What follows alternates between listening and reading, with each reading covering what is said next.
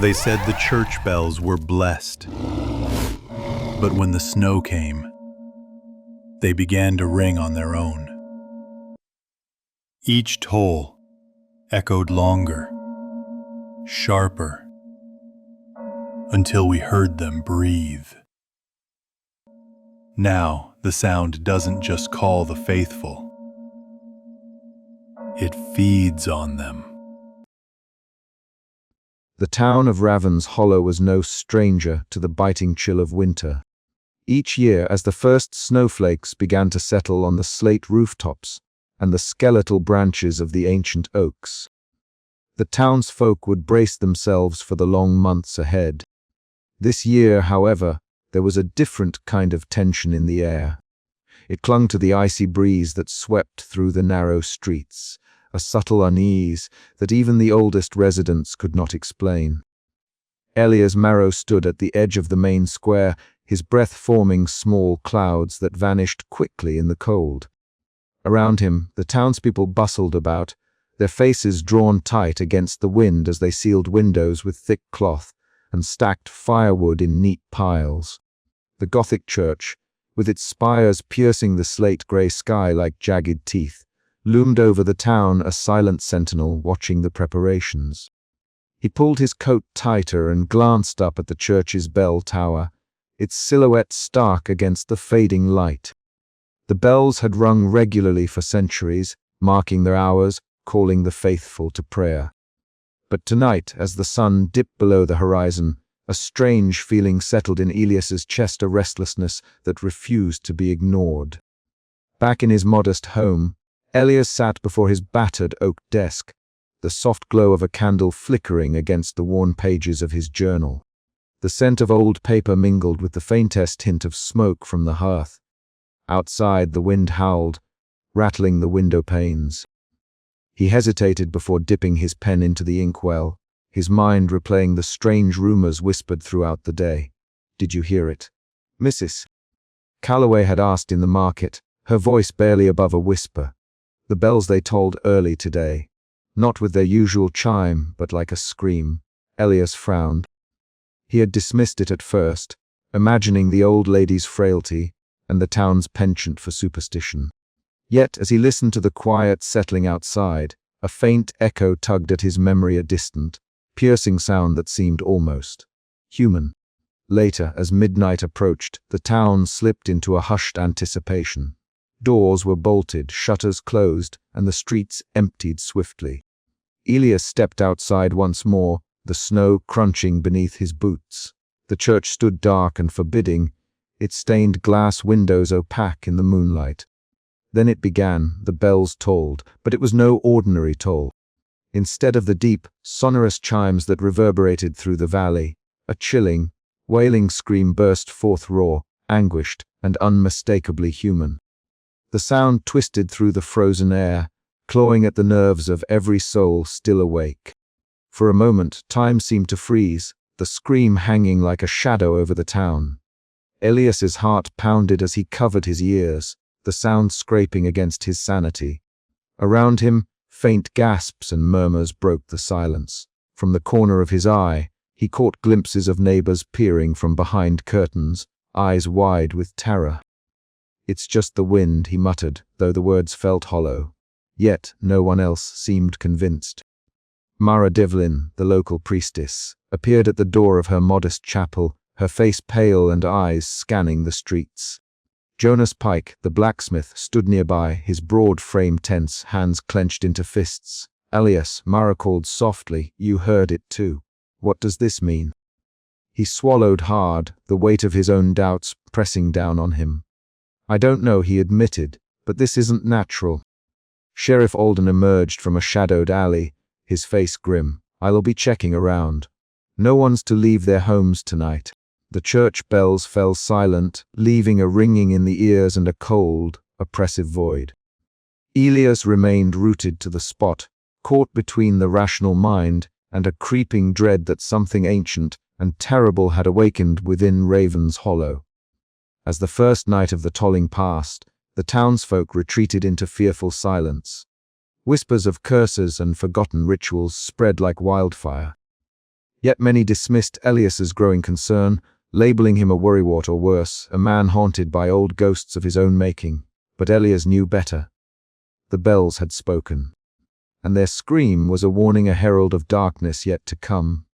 He retreated to his study once more, pen poised over the page. Tonight, he wrote, the bells cried out in agony, and with their scream, the shadow over Raven's Hollow deepens. Outside, the wind carried a faint echo of that scream, a sound that would haunt him long after the snow had melted and the church bells fell silent once again. The biting cold of Raven's Hollow seeped into every crevice, the snow blanketing the town in a muffled silence that felt both protective and oppressive. Elias Marrow sat at his small wooden desk beside the frosted windowpane, the flickering candlelight casting long shadows across the worn pages of his journal. Outside, the midnight bells tolled again, their sound piercing the stillness not with the familiar, comforting chime of a church bell, but with a harrowing, human-like scream that seemed to claw its way through the frozen air. Elias paused, his pen hovering over the paper, the hairs on the back of his neck prickling with the unnatural sound. He pressed his palm to the window, feeling the cold seep through the glass, and turned back to his notes. Midnight, second night. Bells toll with a scream, a voice, not a bell. Town restless, whispers of curses. He wrote quickly, the words tumbling out with an urgency born from a restless mind. The townsfolk had begun to murmur among themselves, their voices low and tense in the dim light of their hearths. Rumors spread like wildfire, dark omens, curses laid upon Raven's Hollow for sins long forgotten. Yet Elias, ever the skeptic, sought to ground these fears in reason, though even he could not deny the chilling effect the bells had. The following day, Elias met Mara Devlin in the shadowed nave of the Gothic church. Her tall figure was draped in austere clerical robes, her sharp eyes scanning the ancient carvings that lined the stone walls. The bells, she said softly, are crying out, but not for salvation. This is a warning, Elias. The sanctity of this place is at stake. We must pray, hold fast to faith, for it is our shield. Elias regarded her, the weight of her words settling uneasily in his chest. Mara's conviction was steadfast, but he felt the fissures in his own beliefs widening. Faith alone may not be enough, he murmured, if the darkness we face is beyond prayer. Outside, the snow fell steadily, cloaking the town in a ghostly white. That evening, Elias sought out Jonas Pike at the blacksmith's workshop, where the heat of the forge was a rare comfort against the encroaching chill. Jonas, broad-shouldered and soot-stained, wiped his hands on a rag, his brows furrowed. I can't explain these disappearances, Jonas admitted, but I don't believe in curses or spirits. There's got to be a reason, a rational one. But the first one's gone without a trace, no sign, no clue. Just gone. Elias nodded grimly, and it all started with the bells. Jonas' eyes darkened with concern, a rare crack in his pragmatic armor. If those bells are the key, we've got to find out why they're screaming. As night fell over Raven's Hollow once more, the eerie tolling echoed through the streets, its unnatural scream weaving through the skeletal branches of leafless trees. Footsteps crunched in the snow, only to abruptly stop near the church steps, a haunting silence following in their wake. The townsfolk huddled in their homes, windows shuttered against the unknown. Fear had taken root, spreading its tendrils through the community like frostbite. Elias sat again by his window, pen poised over the journal. The sound of the bells was no longer just a mystery. It was a harbinger. And with each toll, the town's fragile peace unraveled further. But Elias would not let the darkness claim Raven's Hollow without a fight. He would record every toll, every whisper, every shadow. For in the echoes of the bells he sensed a story waiting to be uncovered, one that might save them all, or doom them forever. As the clock neared midnight, the bells began their dread chorus anew, a scream that seemed to claw at the very soul of the town. Elias clenched his fists, steeling himself against the terror that threatened to consume them all. The night was far from over, and the echoes in the snow whispered of horrors yet to come. The dusk settled heavily over Raven's Hollow, the snow thickening with each passing hour, muffling the world into a brittle silence that felt almost unnatural. Elias Marrow stood on the town's main street, hands thrust deep into the pockets of his heavy coat, breath fogging in the frigid air. Around him, windows shuttered and doors bolted with hurried hands, the townsfolk retreating into the fragile safety of their homes. From the shadow of the Gothic church an eerie sound began to rise, first a low, slow tolling of bells, then beneath that, a faint, almost imperceptible human scream threaded through the chimes. Elias's heart clenched. He had heard the bells toll at midnight the night before, the sound like nothing he had ever known, twisted and raw, as though the bells themselves were crying out in pain. Now the sound wove through the streets again, chilling him to his core. Neighbors glanced nervously from curtained windows, their faces pale and drawn. Whispers of curses and dark omens floated through the frosty air, carried from door to door like smoke. Determined to understand, Elias headed toward the sheriff's office, the heavy crunch of snow beneath his boots the only sound accompanying his thoughts. Sheriff Alden sat behind his cluttered desk, the room dim and smelling faintly of tobacco and old leather. His face, weathered by years of winter and worry, was set in a skeptical frown as Elias explained the strange tolling and the disappearances. "Elias, you're a good man, but sometimes I think you let your mind wander too far," Alden said, voice low but firm. "People go missing for all kinds of reasons. This town has its share of troubles, but ghosts and curses, that's not something I can chase after." Elias's jaw tightened. "But the disappearances only happen on the nights the bells toll. There's a connection. You have to see it." Alden shook his head, the weight of his duty pressing down. "I'll keep looking, but we need proof, not just fear." Frustrated but undeterred, Elias left the office and made his way to the parish hall, where Mara Devlin awaited. The priestess exuded a quiet strength, her tall figure wrapped in austere clerical robes. Her eyes, sharp and penetrating, seemed to see through the growing veil of fear enveloping the town. "The bells," Mara said without preamble as Elias entered, "they are no longer just a call to prayer. They have become a weapon. The church's past is darker than most know. There are ancient rites, forgotten and forbidden, tied to those bells." Elias frowned, the skeptic in him wrestling with the dread growing in his chest. "A weapon? Against whom?" "Against the soul of this town," Mara whispered. "Sound can carry more than words. It can carry fear, despair, even death." Her words echoed in the cold chamber as the flickering candlelight danced on the stained glass windows, casting shifting shadows that seemed to lean closer, listening. Elias felt a chill that had nothing to do with the winter outside. As night deepened, a search party gathered near the edge of the woods, torches sputtering in the cold wind. Elias stood among them, anxiety knotting his stomach. The bells tolled again, louder, more tortured, as if mourning the lost souls swallowed by the darkness. Snow crunched underfoot, absorbing the sounds into a suffocating stillness immediately after each toll. The vanished were becoming too many to ignore. Whispers of curses grew louder, suspicion fractured the community, and a suffocating fear took root. Elias's mind raced. If sound was the weapon, if the bells were the source, then how could he fight a force that struck unseen and unheard by all but the victims? His journal, which he had begun to keep since the first strange toll, felt heavier in his coat pocket. Each entry a testament to the unraveling of the town and his own fraying certainty. That night, as Elias lay awake, the bells tolled once more.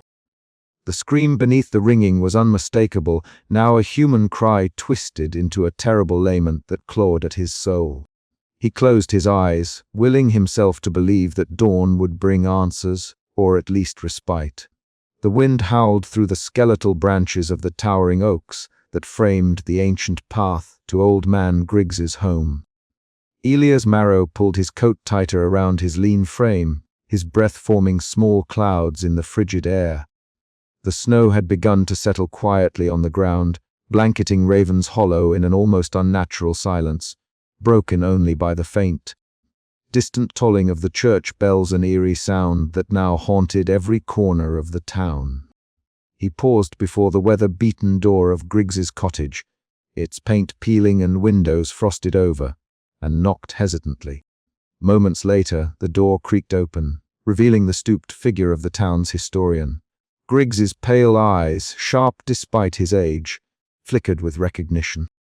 "Alias," he greeted softly, his voice raspy yet steady. "Come in before the cold steals the warmth from your bones." The interior was a cramped sanctuary of history, with shelves groaning under the weight of dusty tomes, brittle manuscripts, and relics from ages past. The fire crackled low in the hearth, casting flickering shadows that danced across the walls cluttered with faded maps and sepia-toned photographs. Elias removed his gloves, the chill lingering in his fingers, and sat across from Griggs at a rickety wooden table. "I came because I need to understand," Elias began, his voice low. "The bells, they were not just ringing. There's something wrong." Griggs nodded slowly, pulling a fragile book from a nearby shelf. Its leather cover was cracked, the spine worn thin from countless readings. "You rewrite to be concerned. The church bells have long been more than mere instruments of timekeeping in Raven's Hollow." He opened the book carefully, revealing hand-drawn illustrations of the Gothic church as it stood centuries ago. Among the sketches were depictions of a towering bell tower, its great bronze bells entwined with thick ropes, but interwoven with ghostly faces and shadowy forms that seemed to writhe within the metal's surface. "There was once a guardian spirit," Griggs explained, tapping on a particularly eerie illustration. "Bound to the bells, it was meant to protect the town, a sentinel of faith and safety. But centuries ago, during a ritual intended to renew this bond, something went terribly wrong." Elias leaned forward, the firelight catching the troubled lines on his face. "What happened? Human cruelty and fear corrupted the spirit," Griggs said quietly. "The ritual was botched, some say out of desperation, others out of malice. The Guardian twisted into what we now call the Bell Wraith, a malevolent entity feeding on faith turned to fear, using the bells not to protect but to torment." A distant tolling rose through the window, warped and distorted, echoing through the cold air like a scream trapped in bronze. Elias's heart clenched, a cold sweat breaking across his brow. "It's real," he whispered more to himself than to Griggs. "The Bell Wraith." Griggs closed the book with a slow finality. "The past does not rest easy here, Elias. You must be prepared for what you might face." Elias stood, the weight of the knowledge pressing heavily against his chest. Outside, the twilight deepened, and the church's silhouette loomed like a dark sentinel over the snow-covered town. The wind carried the faint, dreadful sound of the bells once more, their sinister tolling threading through the stillness. As he walked away from Griggs's cottage, Elias felt the first true fissure in his skepticism. The stories, once dismissed as folklore, now echoed in the very air around him, wrapped in the cold bite of winter and the whisper of something ancient and terrible stirring within the bell tower. He knew the path ahead was dark and uncertain, but the truth was calling him into the shadows where faith and fear entwined in deadly harmony. And the bells would not stop tolling until the nightmare was faced head-on. The night deepened, and with it, the weight of the past pressed ever closer, whispering ancient secrets into the freezing wind. The cold wind sliced through the narrow streets of Raven's Hollow as night fell like a shroud over the snow-blanketed town. The Gothic church, with its towering spires and dark stone walls, cast long shadows that seemed to stretch like fingers across the desolate square. Inside the sanctuary, the great bells hung heavy and silent until the stroke of midnight shattered the stillness with a scream unlike any other. Elias Marrow stood at the edge of his porch, breath clouding the freezing air as the bells began their mournful toll. But this was no ordinary chime. The sound twisted and warped, a harsh, human-like shriek that clawed at the edges of sanity. The cry echoed through the empty streets, reverberating off the snow-covered rooftops and settling deep into the bones of the town. He felt it then a tremor beneath his skin, as if the sound reached inside him to stir something long buried. His heart pounded in his chest, yet he dared not move. Around him, the windows flickered with candlelight, faces pressed to glass, eyes wide with growing terror. The town was holding its breath, caught between disbelief and dread. Inside his study, Elias closed the door and leaned against it, hands trembling. The journal lay open on the desk, pages filled with his meticulous notes and sketches of the bell tower. Yet now, those notes seemed inadequate against the rising tide of fear. He rubbed his temples, trying to will away the pounding in his head.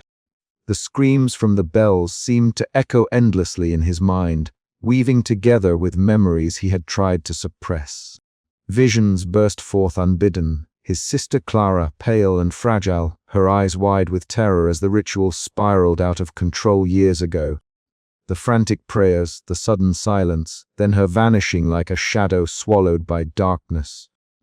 The sound of the bells had been different then, but now it was the same twisted scream, a voice that carried pain and rage.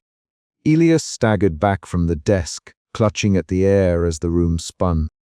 The line between past and present blurred, and for a moment he was back in the church crypt, surrounded by shadows that whispered his name.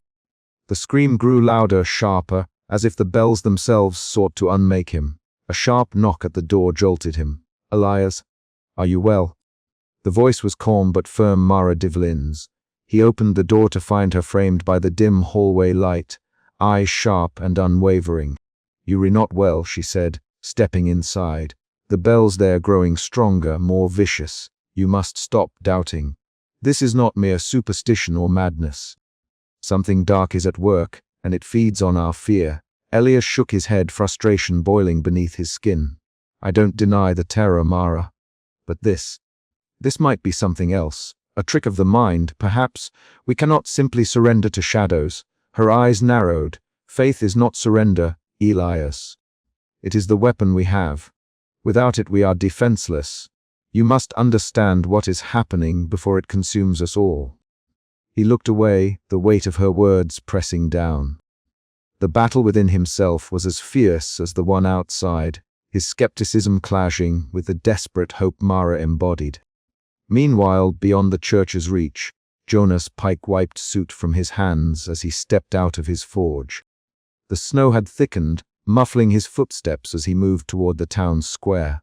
Whispers drifted on the cold wind, accusations, fear, and suspicion. Neighbors eyed one another with distrust, their bonds fraying under the strain of the unexplained vanishings. Jonas's gaze hardened as he scanned the shadowed windows and shuttered doors. "We can't let fear tear us apart," he muttered to himself.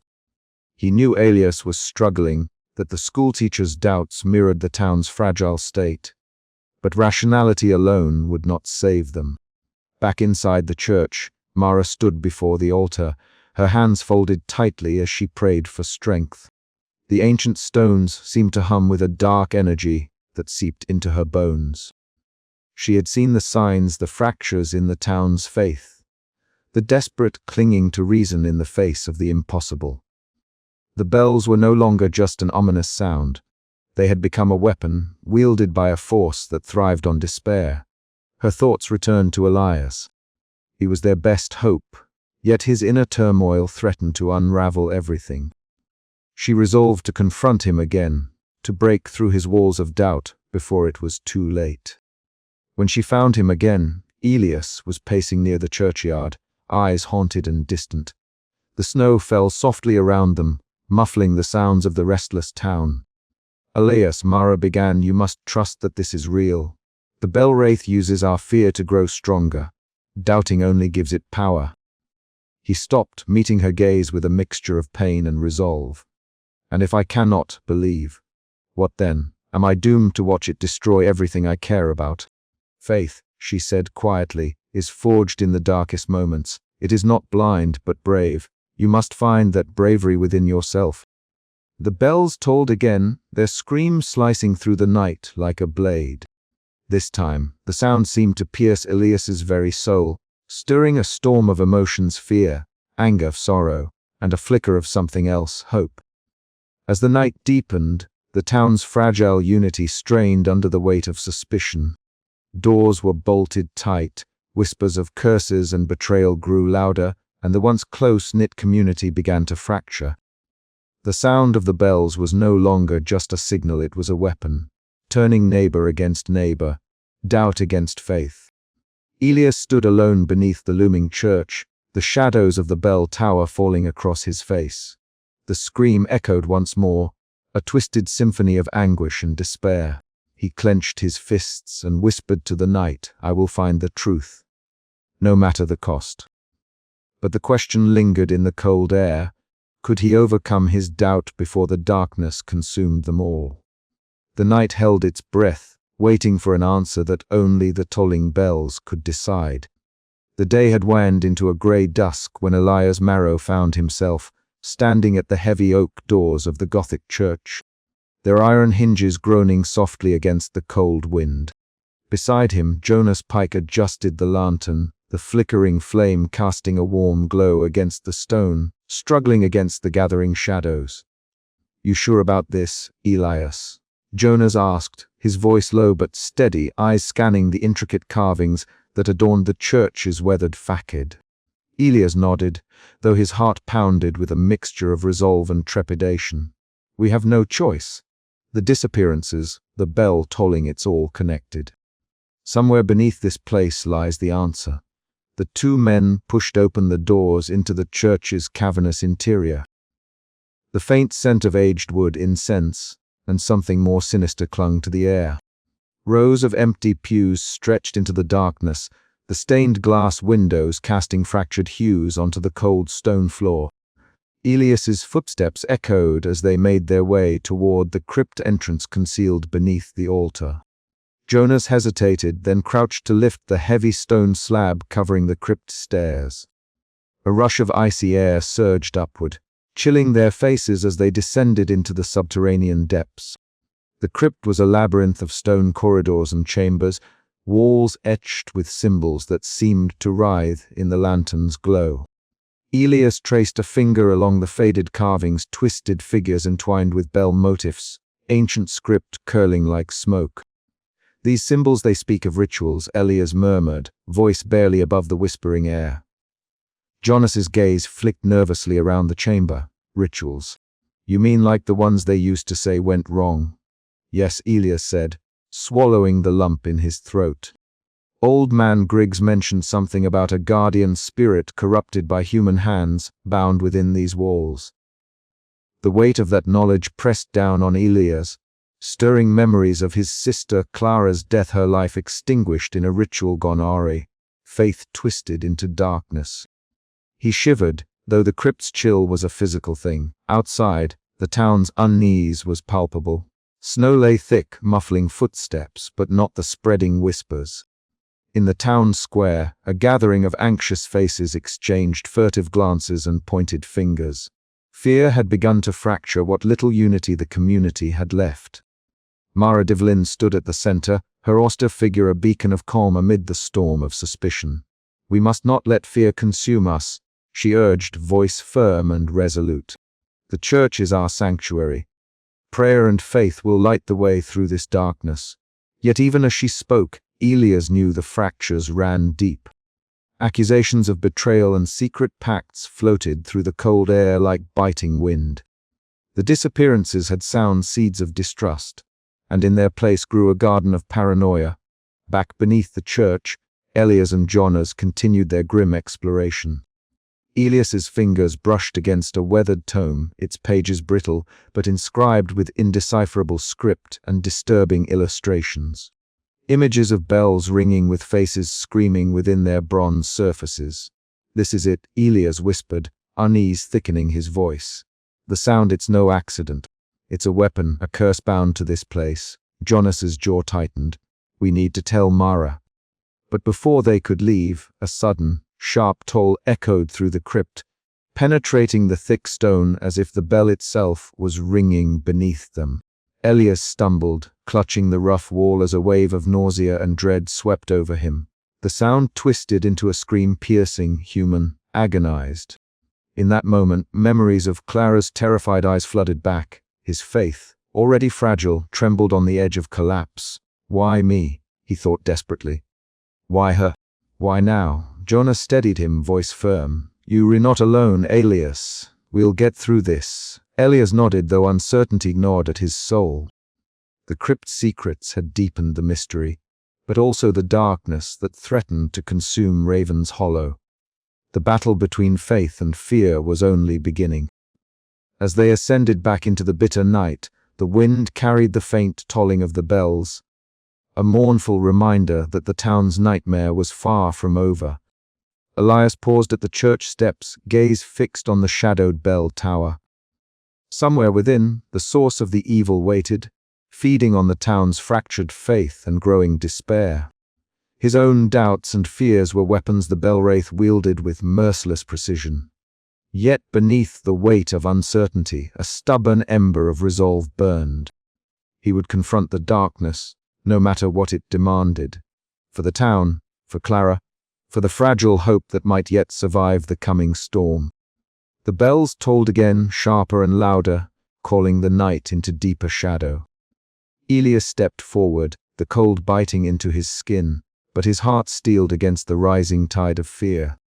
The crypt's secrets were a key, but the lock was still unbroken, and the town waited, breath held, for what the next midnight would bring. The heavy snow blanketed Raven's Hollow in a suffocating silence, broken only by the distant tolling of the ancient church bells. But tonight, the familiar clang was warped into something far more sinister, a scream, raw and human, wrenching itself from the depths of the bell tower and slicing through the frozen night air. The sound seemed alive, a living thing that clawed at the edges of sanity.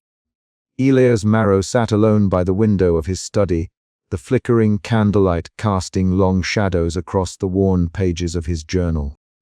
His breath fogged the glass as the bells began their mournful chorus. At first, the tolling was faint, distant, but then it sharpened, twisting into an ear-splitting scream that clawed its way into his mind. His fingers clenched the edge of the desk, knuckles white. No. Not again, he whispered, pressing his palms to his temples as the ringing invaded every corner of his consciousness. The room spun, and for a moment, he felt as though he were drowning in sound waves of agony and despair crashing over him, each toll a blade. A shadow flickered at the doorway. Mara Devlin entered silently, her austere presence a stark contrast to the chaos inside Elias's mind. Her eyes, sharp and unwavering, met his in the dim light. "You must hold fast," she said, her voice steady but edged with worry. "The Bellwraith grows stronger. Its voice is no longer a distant echo. It reaches into the soul, twisting faith into fear." Elias nodded, swallowing the lump in his throat. "It's targeting me," he admitted, voice strained. I can barely think." Mara crossed the room with purposeful strides, producing a small vial of holy water and a bundle of sage. The air thickened with the scent of burning herbs as she began to chant in a low, rhythmic cadence. The flickering candle flames danced wildly, casting grotesque shadows that seemed to reach for Elias. Outside, the town was unraveling. The sudden, violent scream of the bells shattered the fragile calm, sending the townsfolk into a frenzy. Windows slammed shut. Doors were bolted against unseen threats. Jonas Pike worked feverishly in the blacksmith shop, the steady ring of his hammer on iron a defiant counterpoint to the church's malevolent tolling. "We can't just wait for it to come for us," Jonas muttered, sweat mingling with soot on his brow. "If it's using the sound to hunt, we need to block it." His neighbors gathered, faces pale and eyes wide with terror. Murmurs of curses and dark omens spread like wildfire. The fear was palpable, contagious, feeding the Bellwraith's power in ways no one fully understood. Back in the church, Mara's voice rose, weaving ancient prayers into the cold air. Elias struggled to focus, the scream hammering against his thoughts, but he forced himself to stand. The protective circle she traced with salt and sage offered a fragile barrier, a temporary reprieve from the onslaught. Suddenly, a sharp crack echoed from the bell tower, as if the very ropes were straining under an unseen weight. The bells tolled again, louder, more frenzied. Faces appeared briefly in the bell's bronze surface twisted, screaming mouths frozen in eternal torment. Elias staggered, clutching the stone altar for support. The air around him vibrated with the cursed sound, a physical force that pressed into his chest and throat. Visions flickered at the edges of his sight, shadowy figures reaching out, whispers of lost souls begging for release, memories of Clara's death flooding his mind. "Hold on," Mara's voice cut through the cars. "You are stronger than this!" Jonas burst through the church doors, breath ragged, eyes wild. "They're coming!" The sounds driving people mad. "We have to get everyone inside, now!" The protective wards were weakening. The Bellwraith's power surged with every scream. The townsfolk's hysteria threatened to consume them, turning neighbor against neighbor in suspicion and fear. Elias forced his trembling legs to move, stepping toward the tower stairs. "I have to stop it," he said, voice barely audible over the wailing bells. Mara placed a firm hand on his shoulder. "You are not alone. But be careful, the Bellwraith knows your fears. It will use them against you." As the bells screamed once more, the line between sound and violence blurred, the weaponized tolling a relentless assault on mind and spirit. Elias's resolve hardened, knowing the battle to save Raven's Hollow had only just begun and the scream of the bells would not be silenced without a fight. The night stretched on, heavy with dread and the echo of tortured cries, as Elias stepped into the shadowed heart of the church. The scream of the bells ringing in his ears and in his soul. The bitter wind swept across Raven's Hollow, carrying with it the faint, yet unmistakable wail of the church bells. It was past midnight, yet the bells tolled on their own accord, the sound not of metal striking metal, but of anguished voices, human screams twisted into grotesque echoes that clawed at the edges of sanity. Elias' marrow pulled his coat tighter around his lean frame, his breath visible in the frosty air, as he made his way toward the modest home of Mara Divlin. The town was wrapped in a silence heavy with fear, every shadow seeming to twitch with malevolence. Inside Mara's parlor the room was dim, alive only with the flickering dance of candle flames. The scent of burning beeswax mingled with the faint odor of old wood and leather-bound books lining the shelves. Mara sat upright in her chair, her austere clerical robes folding crisply around her tall figure. Her sharp eyes, illuminated by the candlelight, locked onto Elias with a gravity that sent a shiver down his spine. "You must call it by its true name," Mara said quietly, the weight of her words settling like a stone. "The Bellwraith." Elias felt the name echo in his mind, as if the very syllables carried a dark power. "Bellwraith, what is it?" Mara's gaze softened, but her voice remained steady. "Long ago it was a guardian spirit bound to protect this town and its people. But centuries of neglect, cruelty, and dark rituals have twisted it into something far more sinister. It feeds on fear, despair, and fractured faith.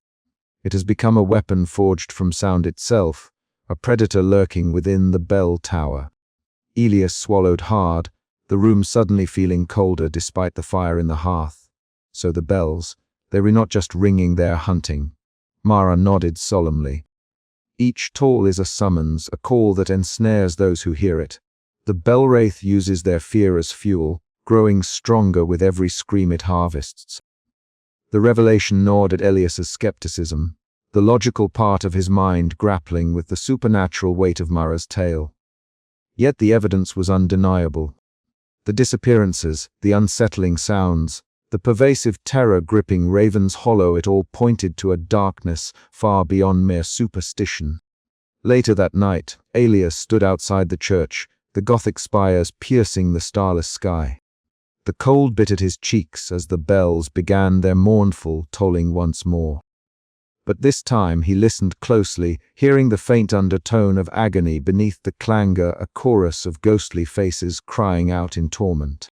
His heart pounded as shadows writhed within the bell tower, faces flickering briefly in the bronze surfaces, their mouths frozen in silent screams. Determined not to succumb to despair, Elias sought out Jonas Pike the next morning, finding the blacksmith at work in his forge. The rhythmic clang of hammer against anvil rang out, a stark contrast to the sinister silence that had settled over the rest of the town. "Jonas," Elias began, wiping soot from his hands, "I've learned what we're dealing with. It's called the Bell Wraith. A corrupted spirit bound to the bells, feeding on our fear. We can't just hide, we have to fight." Jonas paused, his rugged face shadowed by concern. "I don't like this talk of spirits and curses, Elias. But if what you say is true, then we'll need more than faith. We'll need fire, steel, and a plan." Their conversation was low, urgent, two men forging an alliance forged not just in friendship, but in necessity. Mara's warnings echoed in Elias's mind. Faith alone might not be enough, but without it, the Bellwraith's grip would only tighten. As night fell once more, Elias stood beneath the looming bell tower, the air thick with the frozen breath of winter. The ropes swayed without wind, casting long, sinuous shadows that seemed to reach for him. Faces appeared and vanished within the bronze bells, anguished, screaming hopeless. The Bellwraith watched, waiting for the next soul to seize. Elias clenched his fists, the chill in his bones matched by a burning resolve.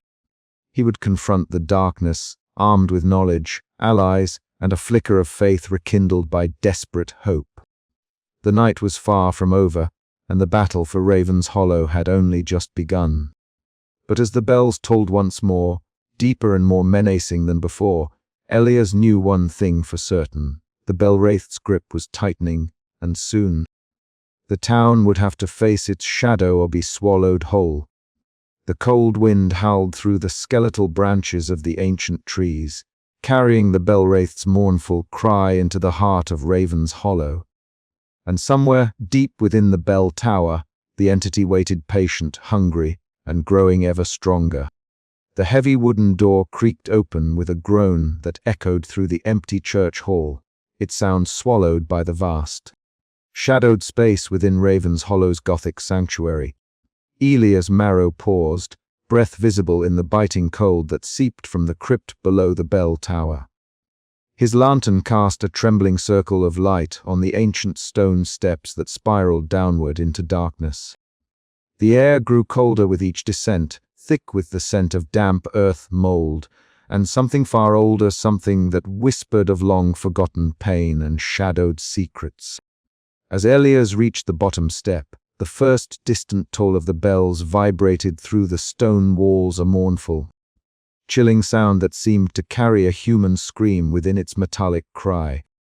It was a sound he had heard too many times in recent nights, one that gnawed at the edges of his reason and stirred the ghosts of his past.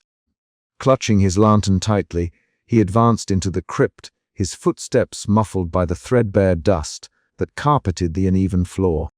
The crypt was a narrow chamber, its walls lined with crumbling niches and faded carvings, symbols of faith now twisted by time into something almost alien. Elias' light flickered over the etchings, ancient prayers and warnings scrawled in Latin, worn almost illegible. Above him, the bell ropes hung like thick, dark veins, pulsating faintly as if alive, their movements slow and unnatural. From the bronze bells suspended above, ghostly faces emerged and vanished, a writhing tableau of torment and despair. Their silent screams pressed against Elias's ears, a soundless cacophony that threatened to unravel his sanity. His heart pounded as shadows danced around him, shapes shifting just beyond the lantern's glow. Suddenly, the air seemed to thicken, and the spectral presence of the Bellwraith made itself known. The entity was no mere shadow but a living manifestation of corrupted faith and despair, its form interlaced with the bell's bronze surface, faces contorted in eternal agony. It reached toward Elias, tendrils of darkness weaving through the ropes, seeking to ensnare him in its malevolent grasp. A sudden wave of memories crashed over Elias, blurring the lines between present and past. The crypt seemed to pulse with the echoes of his sister Clara's final moments, a twisted replay of that terrible night when faith had shattered and darkness had claimed her. He saw her pale face, eyes wide with terror, her scream mingling with the bell's dreadful toll. The vision was so vivid, so painful that Elias staggered, clutching his chest as if to hold his heart in place. Yet beneath the torment, a fragile thread of defiance stirred within him. From his pocket, Elias drew the worn locket Clara had given him years ago, its surface cold but comforting in his palm. Whispering a prayer, hesitant but resolute, he faced the Bellwraith's looming presence. The entity recoiled slightly, disturbed by the strength of his will, but it was far from defeated. The crypt seemed to close in around him as a spectral wind howled through the chamber, the bells tolling with renewed fury. Elias's breath came in ragged gasps. His mind battled the storm of fear, grief, and doubt, but he forced himself to stand firm. The Bellwraith sought to consume his spirit, to crack the fragile foundation of his belief, and drag him into despair. But Elias, haunted though he was, had found a new core of courage. He would not let the past claim him again. With every toll of the bell, he whispered another prayer, each word a small defiance against the darkness. The crypt's oppressive atmosphere began to shift. The ghostly faces in the bronze bells faded, their screams growing distant. Elias's lantern steadied, casting a steady light that pushed back the shadows. He knew this was only the beginning of his battle, but for the first time he felt the spark of hope. As he ascended the stone steps back to the church's main chamber, the toll of the bells softened, retreating into silence. The night outside awaited, colder and darker than ever, but Elias Marrow was no longer a man broken by doubt. He was a man prepared to face the darkness beneath the bells, and whatever else it might throw at him. The silence that followed the final bell toll was not peace. It was a challenge, and Elias was ready to answer it. The church's bell tower loomed overhead, silhouetted against a bleak, starless sky. The cold wind sifted snowflakes through the heavy air, carrying with it the faintest echo of a scream that no living voice could make. The air in the crypt was thick with a chilling resonance, an oppressive force that seemed to bend the very fabric of sound itself. Elias Marrow stood alone beneath the towering bell tower, the ancient stones around him vibrating with a primal intensity. The bells above tolled relentlessly, but these were no ordinary chimes, they were screams, twisted and warped into a cacophony that clawed at the edges of his sanity. He gripped the cold iron railing of the spiral staircase leading deeper into the crypt, the metal biting into his palms. Each step echoed in the hollow chamber like a heartbeat, a reminder of his fragile mortality. The deeper he descended, the louder the Bellwraith's cries became, a relentless symphony of anguish and fury that seemed to seep from the very bronze of the bells themselves. Elias's breath fogged the frigid air as he reached the crypt's heart, a cavernous room where the bell ropes hung like strangling serpents from the ceiling. The Bellwraith manifested there, a shifting shadow entwined with the ropes and bells, its form flickering, with ghostly faces locked in eternal screams. Its voice was 1,000 tortured souls wailing in unison, a sound that assaulted every sense and sought to tear down his will. "You cannot resist," the Bellwraith hissed, its voice slithering into Elias's mind. "Faith is folly. Hope is a lie. You will fall as they did."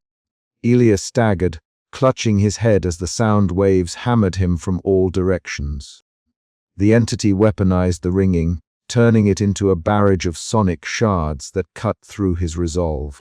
His vision blurred, the walls melting into a whirl of shadows and screams.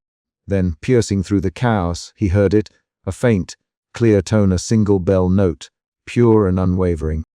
Above ground, Mara Devlin and Jonas Pike stood at the crypt's entrance, their voices rising in a steady chant.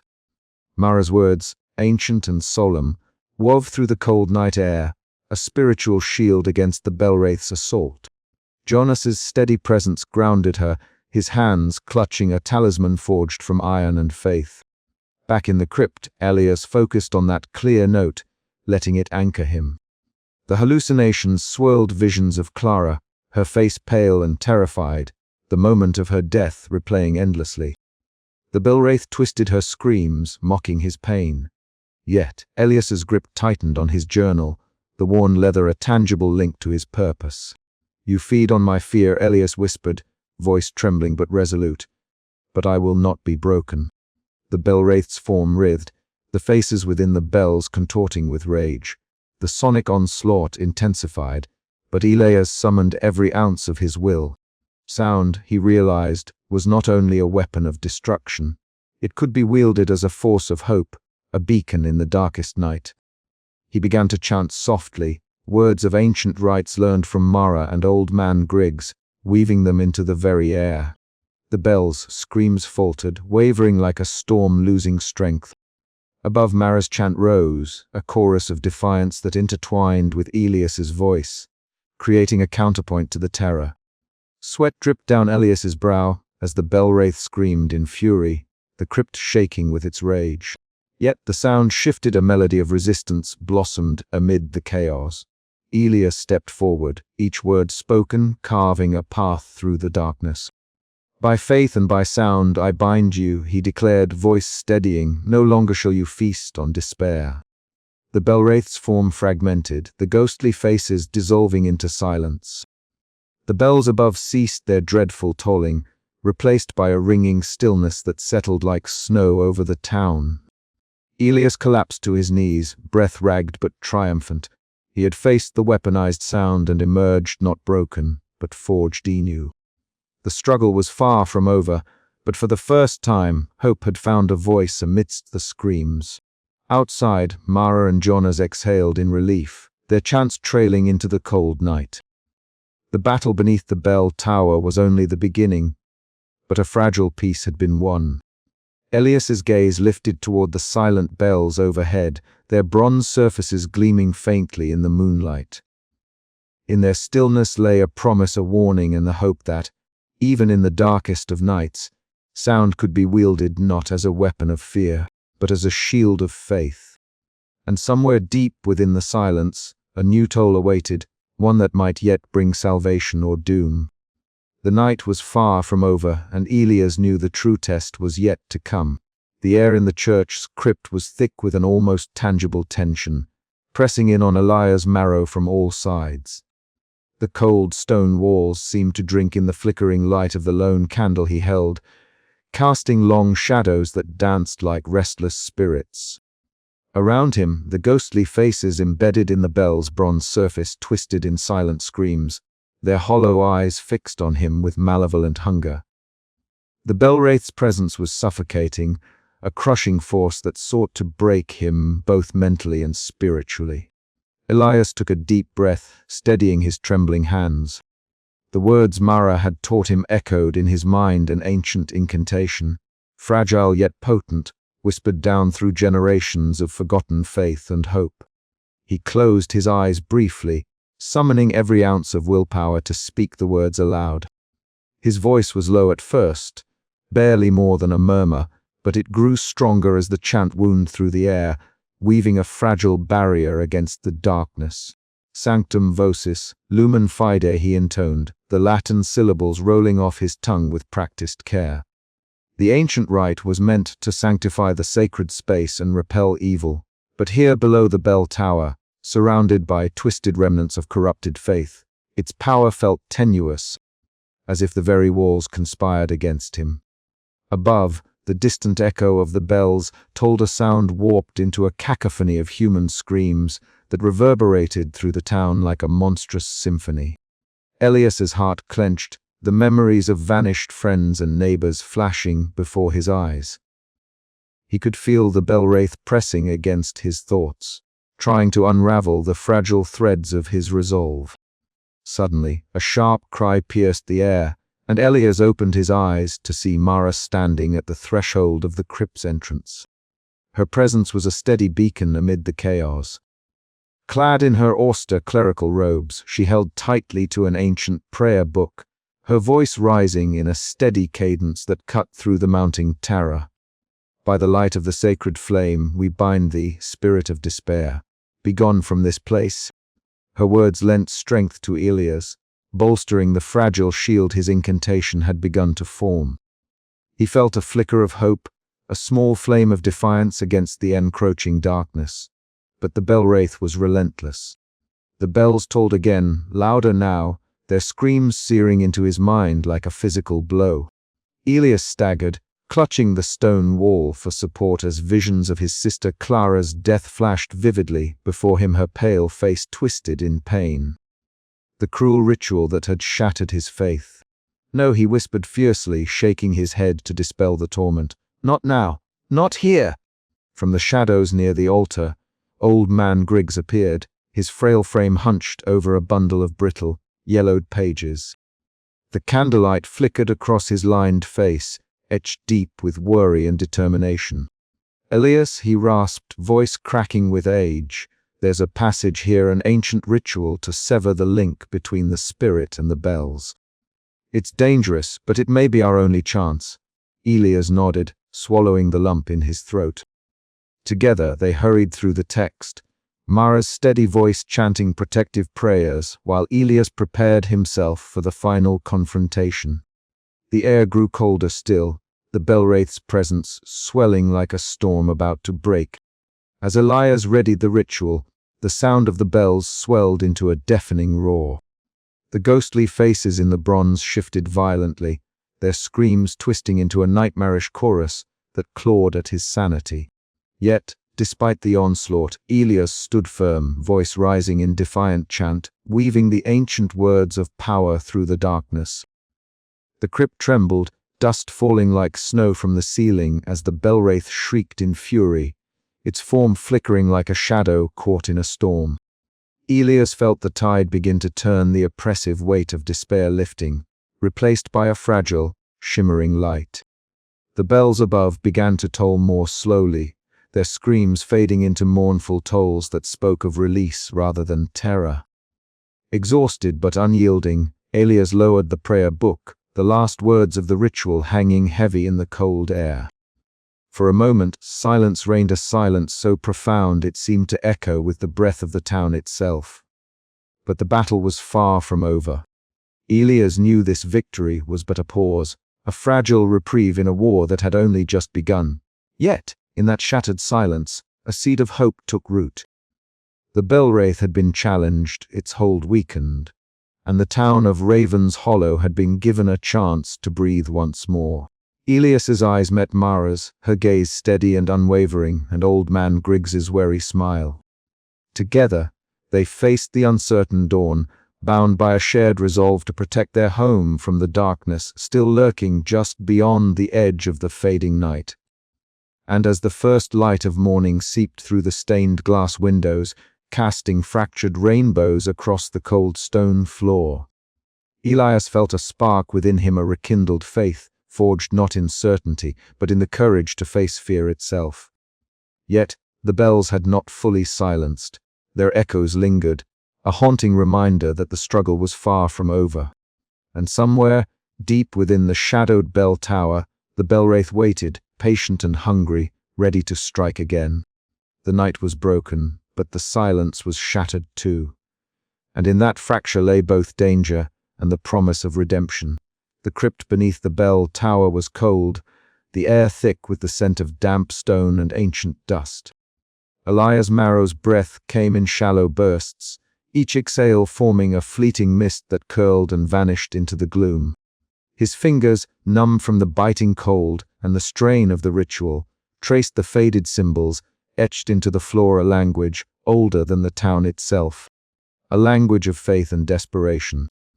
The bells above him, which had for weeks cast their sinister screams into the night, pulsed with a final, agonizing toll, a sound that seemed to shred the very fabric of the air.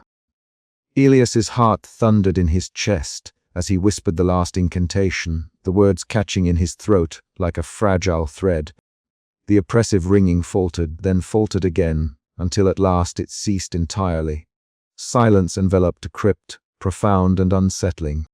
For a moment Elias feared the stillness was a trick, a breath held before the storm returned.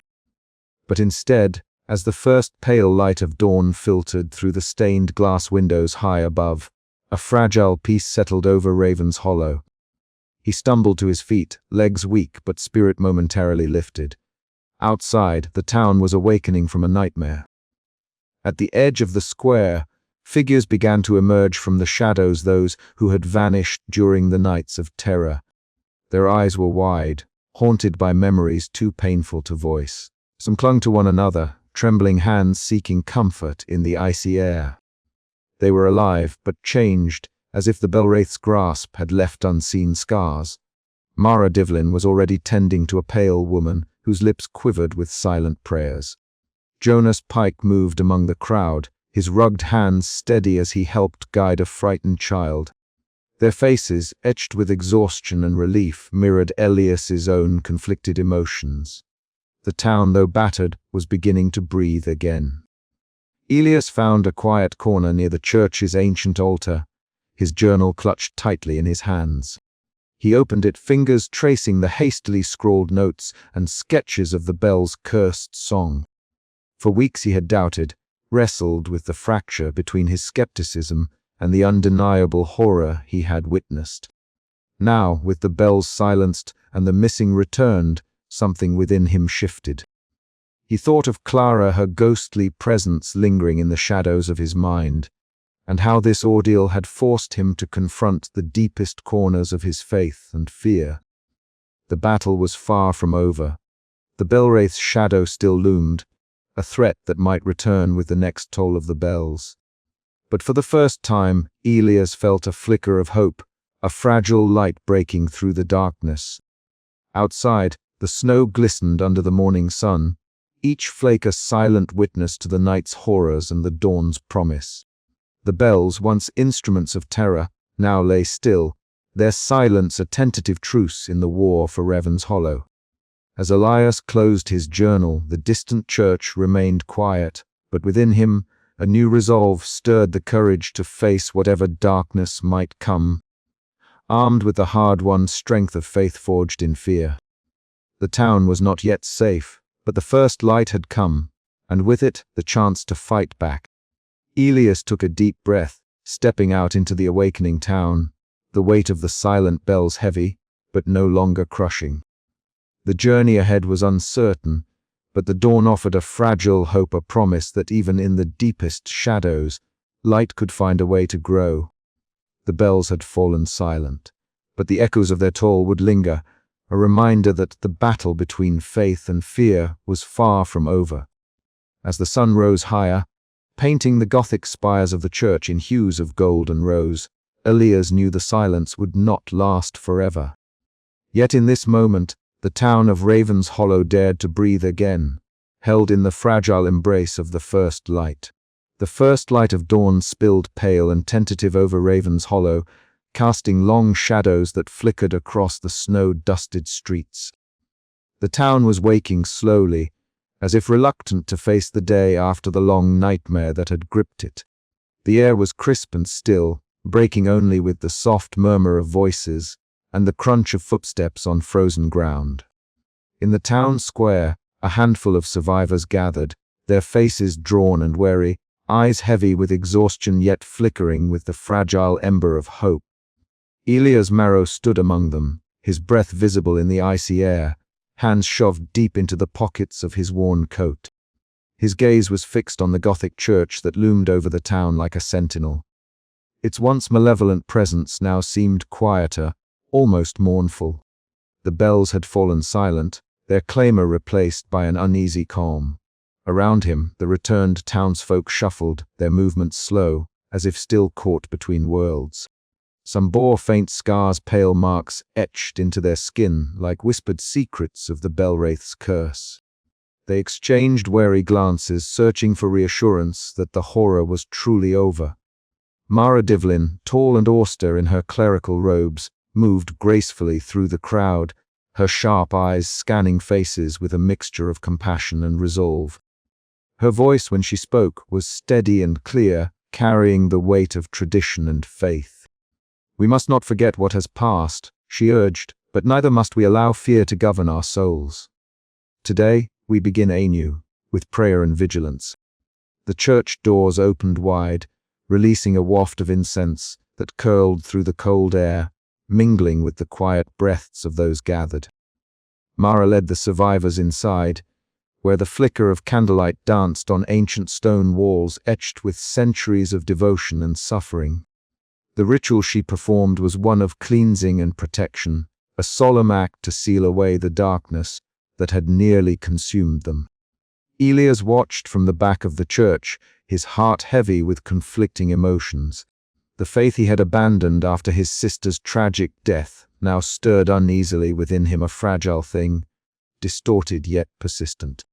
He found himself drawn to the flickering flames and the murmured prayers, the sound of voices united in defiance against the lingering shadows. For the first time in years, a tentative hope kindled within him, fragile but real.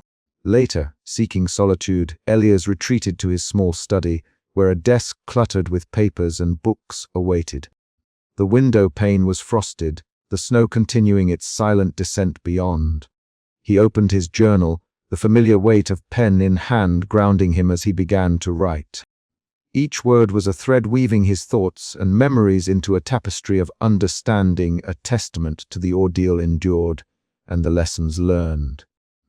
He wrote not only to remember but to confront the fears that still haunted him, to chart a path forward through the darkness.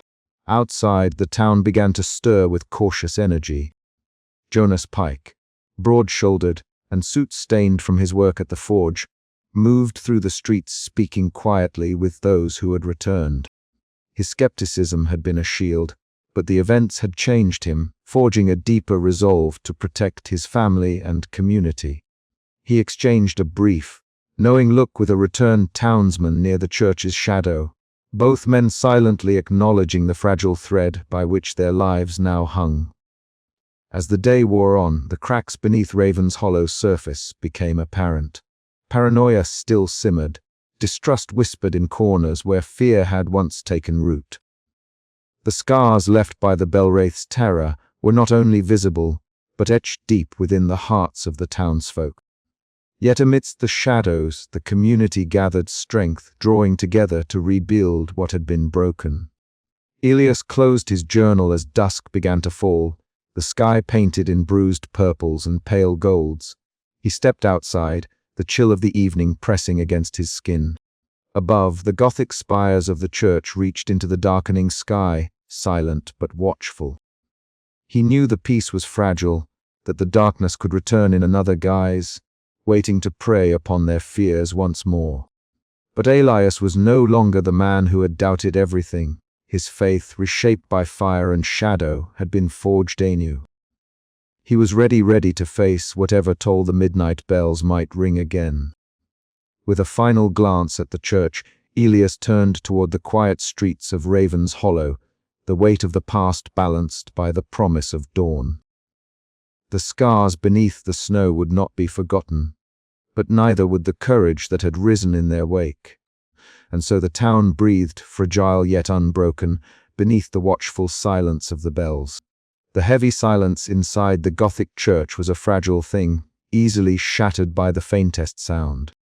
Elias Marrow sat in a pew near the nave's center, his breath forming small clouds in the cold air that seeped through the ancient stone walls. The flickering light of a single candle on the altar cast long, wavering shadows that danced like restless spirits.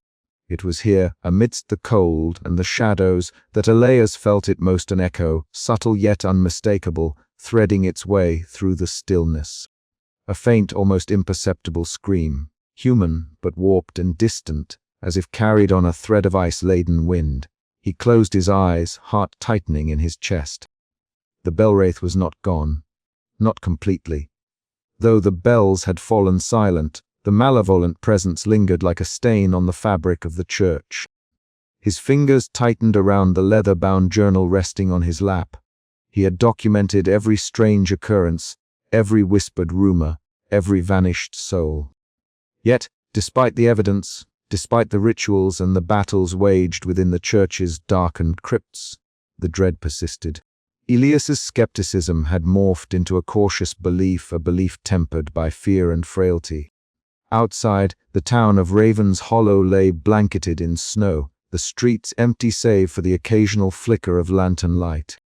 The townsfolk moved carefully, their eyes darting toward the looming silhouette of the church, its spires piercing the night like jagged teeth. The memory of the bell's human screams still haunted their dreams. Jonas Pike trudged through the snow toward his home, the weight of exhaustion pulling at his broad shoulders. His hands, perpetually stained with soot from the forge, trembled not from cold but from the raw edge of fear that had gripped him since the last disappearance. The close call with his family had shaken him to the core. His wife and children were safe for now, but the threat loomed larger than ever. As he opened the creaking door, the warm glow of the hearth greeted him. His wife looked up, relief flooding her face, and his children clustered around, their eyes wide with a mixture of innocence and apprehension. Jonas pulled them close, the solid reality of their warmth and breath grounding him. He whispered promises to protect them, to stand against the darkness that had claimed so many. That night, as the wind howled beyond the wooden walls, Jonas's resolve steeled. He needed allies. Elias was the one man who understood the peril, who had stared into the abyss and refused to blink. Their friendship, forged in the fires of shared struggle, would be their town's bulwark. Back at the church, Mara Devlin moved with quiet purpose. Her tall frame was draped in austere clerical robes, her sharp eyes reflecting the flickering candlelight as she prepared for the evening prayer. The congregation gathered reluctantly, faces drawn and voices low. Fear had corroded their faith, and Mara knew the fragile threads holding their community together were fraying rapidly. She spoke with measured gravity, invoking ancient rites and old prayers, reminding them that their strength lay in belief. The Bellwraith feeds on doubt, she preached, on the fractures in our souls. We must be steadfast. We must hold to our faith, for it is the only shield we have against the darkness that seeks to consume us. Her words hung heavy in the cold air, mingling with the scent of burning wax and aged wood. Some nodded, clutching rosaries and holy texts, but others remained distant, their eyes clouded with fear and uncertainty. Later, beneath a sky devoid of stars, Elias and Jonas met in the snow-dusted churchyard. The silence between them was thick, laden with unspoken fears and shared burdens. Jonas broke it first, his voice low but resolute. "We can't let this town fall apart. Not after everything." Elias nodded, his dark hair tousled by the biting wind. "The Bellwraith is still here. It's waiting, watching. We need to find a way to keep it from rising again." They stood together, two figures silhouetted against the dark outline of the church, their breath mingling in the frigid air. In that moment, their alliance was more than friendship, it was a pact forged in the shadow of fear, a beacon against the encroaching night. Yet even as they spoke, a faint, chilling sound rippled through the air, a whisper of a scream, carried on the wind, threading through the church walls, an echo of the horror still lurking just beyond the edge of sight. Elias shivered, knowing that the battle was far from over. The fragile calm was a veneer, a fleeting reprieve.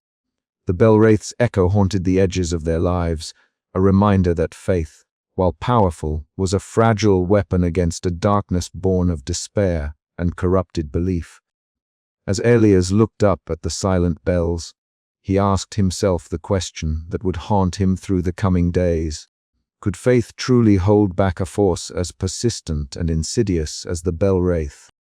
The church stood silent but watchful, its bells dormant yet ever present, waiting for the moment when the next toll would sound.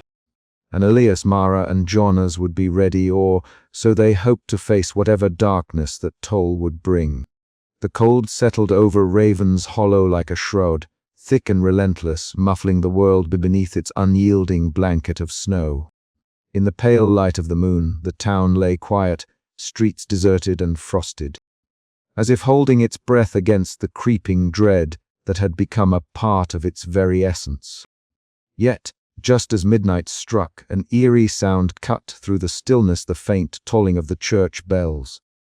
Unlike the robust peals of old, these were thin, ghostly, and distant, drifting across the frozen landscape like a whispered warning.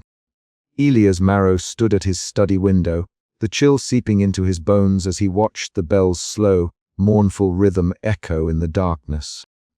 His breath fogged the glass, and his heart tightened with the familiar pang of unease. The toll was faint, but it carried the same haunting quality he had come to dread, the subtle human scream woven into each chime, a sound that had once shattered the town's fragile peace. Determined not to succumb to the paralysis of fear, Elias wrapped his coat tighter and stepped out into the night. The snow crunched beneath his boots as he made his way toward the edge of town, his lantern casting trembling shadows among the skeletal trees. The air was sharp and biting, carrying the scent of pine and frost, but beneath it lingered something else, an intangible weight that pressed against his chest. As he reached the outskirts, the world felt emptier, the silence deeper.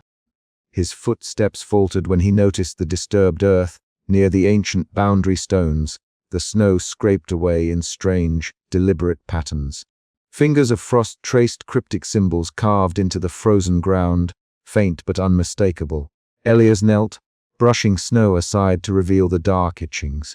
His fingers trembled not from cold, but from the creeping certainty that the bell-wraith's reach was extending beyond the church walls. Back in the heart of Raven's Hollow, the fragile calm shattered like glass. The town hall, usually a sanctuary of order, buzzed with tension as voices rose in anxious bursts. Neighbors eyed each other with suspicion.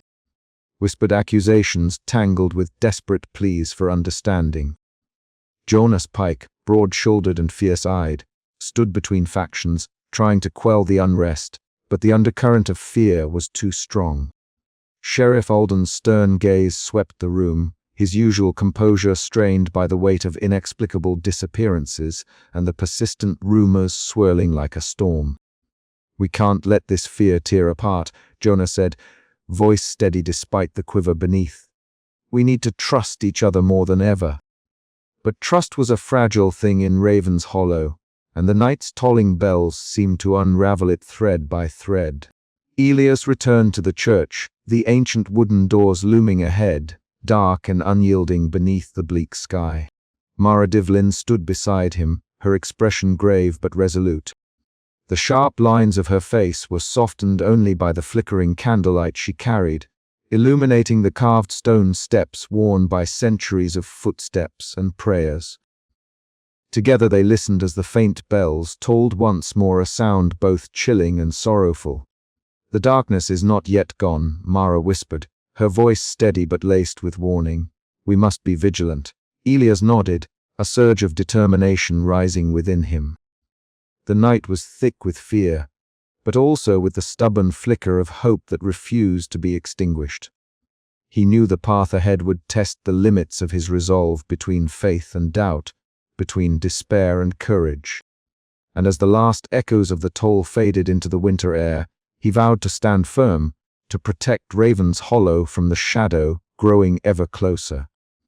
For in the lingering toll of those bells lay a warning and a challenge that he could not ignore. The wind sharpened, carrying with it the distant howl of wolves and the uneasy rustle of dry branches scraping against stone. Elias's gaze hardened as he turned away from the church, the weight of responsibility settling like armor around his shoulders. The battle was far from over. The bell-wraith's shadow stretched beyond the town's borders, and the fractures within the community threatened to become chasms. Yet beneath the cold night sky, the faint toll of the bells marked not just an end, but a beginning. And Elias, despite the gnawing uncertainty, would face whatever came with the clarity of purpose born from fear and faith entwined. He paused on the frozen path, the lantern's light flickering against the dark, and breathed in the icy air. Somewhere in the distance, a bell tolled once more, and with it, the echo of a promise silent but unyielding that Raven's Hollow would endure. The snow fell relentlessly over Raven's Hollow, a heavy, suffocating weight that muffled sound and blurred the edges of the world. Streets disappeared beneath thick blankets of white, and the Gothic spires of the ancient church loomed like dark sentinels against a sky swollen with storm clouds. Inside his small, drafty cabin on the edge of town, Elias Marrow sat with his coat still damp, staring out the frost-rimed window. The storm outside mirrored the chaos within him, a tempest of memories and fears stirred by the Bellwraith's relentless assault. Since the bells had begun their cursed tolling, twisting sound into a weapon of despair, Elias had felt his grip on reality fray. But tonight, the entity's power was at its cruelest. The cold seemed to seep into his bones, and with every howl of the wind, the ghostly cries of his sister Clara echoed in his mind. He could almost see her pale face, twisted in terror, the memory of that night clawing at his soul. A sudden knock at the door broke his torment. Mara Devlin stood framed in the swirling snow, her clerical robes dusted white, eyes sharp and unwavering despite the storm's fury. She entered without waiting, a comforting presence amid the cold and shadow. "Elias," she said softly, setting a small bundle of herbs and candles on his worn table. "The Bellwraith feeds on your grief. It twists your pain to weaken your spirit. You must not let it consume you." He shook his head, voice hoarse. "I see her every night. Her screams. I can't." Mara placed a firm hand on his shoulder, her gaze steady. "Faith is not the absence of doubt, but the courage to stand despite it. We will face this darkness together." Outside, Jonas Pike labored in his forge, the rhythmic clang of hammer on metal a defiant heartbeat against the storm's silence. His broad shoulders bore the weight of responsibility as he fashioned crude weapons and reinforced barriers, preparing the town for whatever horrors the Bellwraith might unleash next. Sweat mingled with soot on his skin, but his eyes burned with determination. Protecting his family and friends was no longer a choice, it was a necessity. Back inside, Mara led Elias through prayers and rituals passed down through generations, her voice weaving through the cabin like a lifeline. She spoke of resilience, of light piercing darkness, and the strength found in shared belief. Slowly, Elias felt the crushing weight of despair ease, replaced by a flicker of something fragile but vital hope. Yet the Bellwraith was not so easily thwarted. That night, as Elias lay beneath threadbare blankets, the entity invaded his dreams. Shadows twisted into Clara's form, her voice a mournful melody of accusation and sorrow. The church bells tolled in the distance, their screams melding with the wind, a symphony of torment that threatened to break him. Elias clenched his fists, biting back the rising panic. "No," he whispered fiercely, "I will not be your prisoner." The storm raged on, but within the fragile sanctuary of the church and the fortifications forged by Jonas, the people of Raven's Hollow braced themselves. Faith, fear, and the sound of hope intertwined, setting the stage for the battles yet to come. Outside, the snow swallowed the town in silence, but inside, the fight for Raven's Hollow had only just begun. The morning brought no relief. Snow blanketed the streets like a shroud, muffling footsteps and cloaking the world in white. Elias and Mara met in the church's nave, where flickering candlelight cast long shadows across the ornate wooden pews and stained glass windows. The air was thick with incense and unspoken fears. "The Bellwraith's power grows with the storm," Mara said, her voice low but resolute. "It uses the cold and isolation to deepen despair. We must strengthen the bonds between us." Elias nodded, feeling the weight of responsibility settle heavier on his shoulders. He had to set aside his doubts, not just for himself, but for the town that looked to him now, however reluctantly. He pulled his journal from his satchel, its pages filled with observations, prayers, and desperate questions. "Jonas is preparing the town," Elias said. "We can't face this with prayers alone." Mara's eyes flickered with a mix of understanding and sadness. "Faith is our foundation, but action is its echo. We must do both." As they spoke, the church bells tolled faintly, a distant, distorted echo carried on the wind. Though muffled by the storm, the sound sent a chill through the room, a reminder of the enemy lurking just beyond their fragile defenses. Later, Elias ventured out briefly, the snow crunching beneath his boots as he moved through the near-deserted streets. He caught sight of Jonas at the forge, sweat streaked and fierce, hammer ringing against iron. Their eyes met, and in that moment, Elias drew strength from the blacksmith's steadfast resolve. Returning to the church, Elias paused before a weathered statue of an angel, its wings dusted with snow, eyes forever fixed on the heavens. He whispered a vow not to forget Clara, not to let fear claim the town, and not to surrender to the dark. Night fell again, darker and deeper beneath the storm's relentless grip. Inside the church, Mara and Elias prepared for the next confrontation, their spirits entwined in a fragile but unyielding stand against the Bell-Wraith's haunting tide. The battle for Raven's Hollow was far from over, and the shadows in the snow promised more trials yet to come. Elias's journey through the storm was one of pain and perseverance, as the Bell-Wraith sought to unravel him with memories of loss and shadowed fear. But with Mara's guidance and Jonas's steadfast protection, a fragile hope kindled amid the cold, and darker hope that faith, even when fractured, could be reforged in the crucible of fear. As the snow swirled and the bells tolled faintly in the distance, Raven's Hollow braced itself. The shadows in the snow were not just winter's chill, they were the whispers of a darkness yet to be fully faced. A darkness Elias would have to confront not only in the world but within himself. The biting cold gnawed at Elias's cheeks as he and Mara stood beneath the looming bell tower, the ancient stones groaning faintly beneath the weight of snow and years. After days of searching through crumbling ledgers and whispered confessions, they had finally found the concealed entrance Mara had suspected lay hidden beneath the floorboards of the bell chamber. With a shared glance, Mara knelt and pressed against the warped wooden planks, her fingers tracing the faint outline of a seam. Elias shifted his weight, muscles tense, as the first screeching toll of midnight shattered the night air, the sound reverberating through the frigid stillness. The bells seemed alive, wailing with a raw, human agony that made Elias's skin crawl.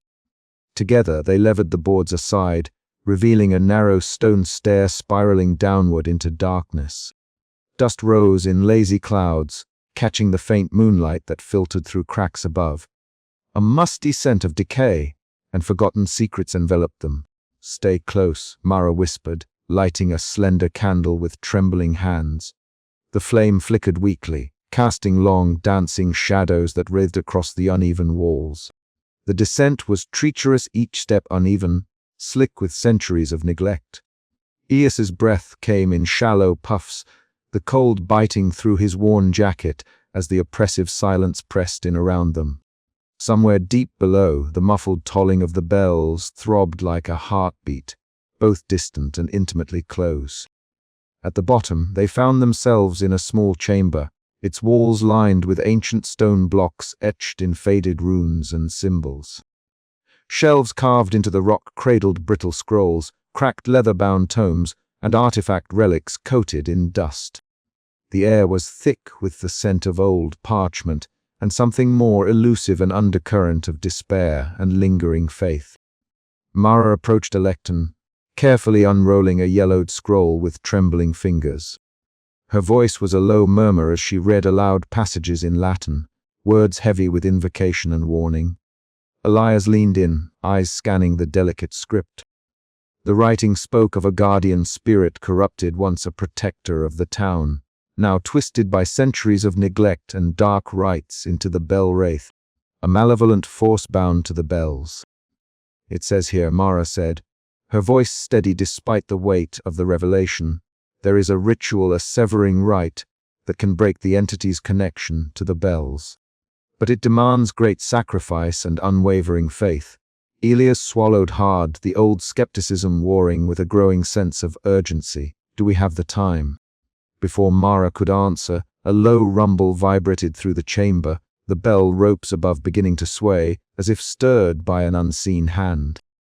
The tolling grew louder, more insistent, echoing with the same chilling human screams that had haunted their nights. Elias's gaze fell upon a rusted iron object resting on a pedestal, a bell clapper, ornately carved but worn by age. He reached out, the metal cold and heavy in his palm, a tangible connection to the malevolent force they sought to undo. "We must prepare," Mara said solemnly, her eyes glinting with fierce determination. "The entity knows we are here. It will not relinquish its hold without a fight." A sudden gust of frigid wind swept through the chamber, extinguishing their candles and plunging them into pitch blackness. The bell tolls crescendoed, a mocking symphony of despair that seemed to seep into the very stones. Elias steadied his breath, feeling the weight of the relic in his hand and the unyielding presence of Mara beside him.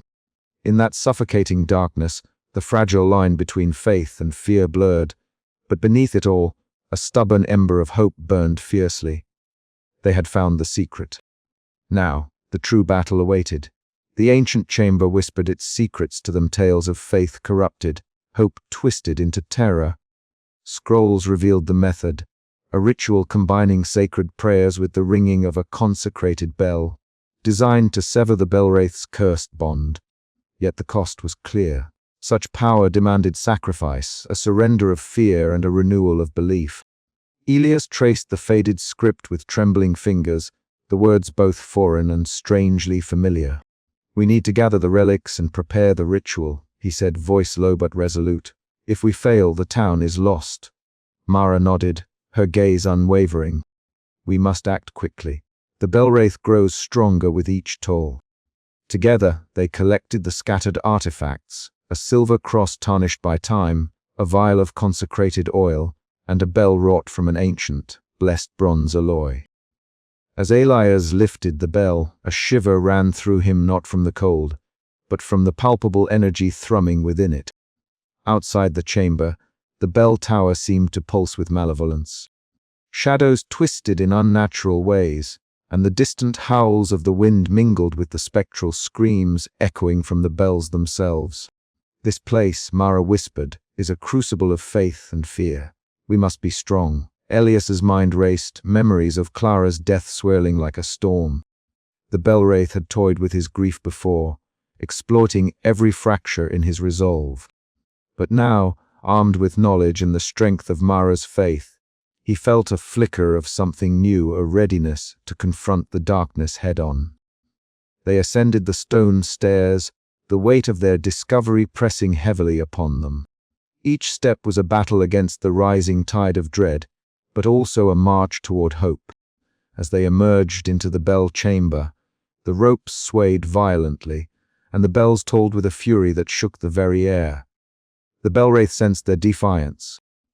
Elias raised the consecrated bell, the metal gleaming dully in the dim light, and Mara began to intone the ancient prayers, her voice steady and unwavering. The chamber filled with a sound both pure and fierce, a counterpoint to the twisted screams emanating from the great bells. The battle for Raven's Hollow had entered a new, perilous phase. Time was running out, and the fragile hope they carried was all that stood between salvation and oblivion.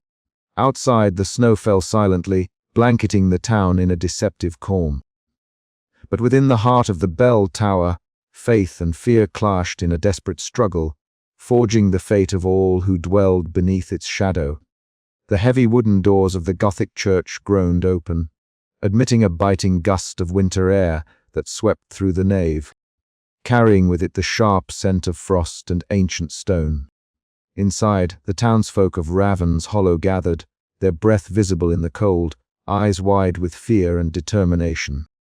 The flickering candlelight cast long, wavering shadows across the vaulted ceilings, dimly illuminating the worn pews and the towering altar draped in faded crimson cloth. Mara Devlin stood at the center of the circle, her tall, austere figure framed by the towering stained glass windows that filtered the weak light of the fading afternoon. Her sharp, penetrating eyes swept over the gathered faces, some familiar, others drawn tight with anxiety. She raised her hands, palms outward, and began a low, steady chant in the ancient tongue passed down through generations. The language seemed to resonate with the very stones of the church, weaving a solemn spell of protection and purification. Elias Marrow stood beside her, clutching the worn leather-bound journal that had become his constant companion. His dark hair was tousled from restless nights, and his pale skin seemed almost translucent in the flickering candlelight. His lean frame was tense, every muscle coiled like a spring, yet his eyes shone with a fierce resolve that belied the turmoil within. Beside him, Jonas Pike's rugged form was a pillar of silent strength, soot-stained hands clenched tightly as he surveyed the crowd. As the chant grew in intensity, a sudden, violent tolling shattered the fragile calm. The church bells, long silent since the first sinister midnight cries, erupted with a deafening clang that twisted into distorted, agonized screams. The sound was no longer merely metal striking metal. It was a cacophony of human torment, echoing with the voices of the vanished, their cries writhing through the air like a living thing. A shudder ran through the gathered townsfolk. Some staggered, clutching their ears, faces contorted in pain and fear. A child cried out, but Mara's steady voice rose above the chaos, commanding silence and fortitude. Elias's jaw clenched as the screams burrowed into his mind, threatening to unravel him. Yet he stood firm, eyes fixed on the altar, willing himself not to succumb. The Bellwraith's assault was not merely sonic, it was deeply personal. Suddenly, the shadows around Elias thickened, twisting into grotesque shapes that morphed into the haunting visage of his sister Clara. Her pale face, framed by dark hair, appeared amidst the swirling darkness, eyes wide and pleading. The cold snow of that fateful night stained crimson around her, silent screams frozen in time. Elias's breath caught. The memories surged forward with unbearable clarity, the ritual gone wrong, the desperate prayers, the helplessness. For a moment, the weight of grief threatened to crush him. But deep within, a flicker of something stronger than sorrow ignited a stubborn ember of faith, fragile yet unyielding. Mara's voice cut through the haze as she sprinkled salt and holy water over the gathered crowd, her movements precise and deliberate. Jonas moved alongside her, his broad shoulders shielding the vulnerable, his presence a steady anchor. Together their voices rose in unison, blending with Elias's slow, steady breaths, a chorus of resistance against the encroaching darkness. The Bellwraith's howls faltered, its spectral faces contorting in rage and confusion as the oppressive sound began to waver. The shadows retreated inch by inch, dissolving into the cold stone corners of the church. A hush fell, broken only by the labored breathing of the weary and the faint crackle of extinguishing candles. The ritual was incomplete, the battle far from over, but in that fragile silence, a fragile hope took root. Elias felt the first true warmth since the terror began, a warmth born not from certainty, but from the courage to face the unknown and the resolve to protect what remained.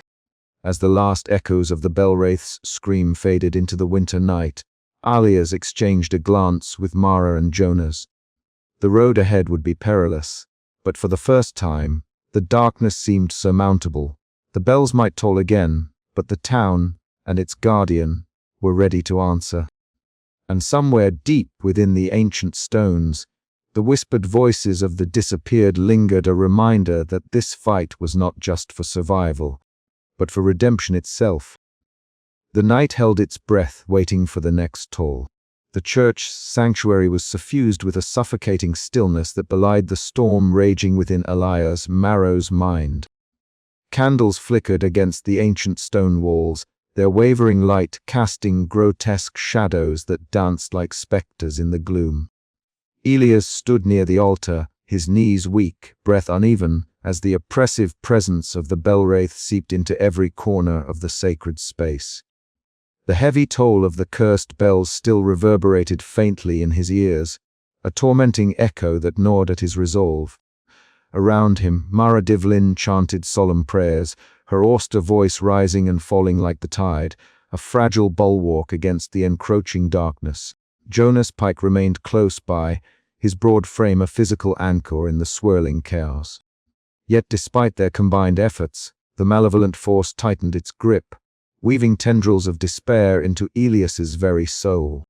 A sudden surge of sound, an unholy chorus of screams twisted by malice burst forth from the bell tower, shaking the stained glass windows and rattling the very foundations of the church.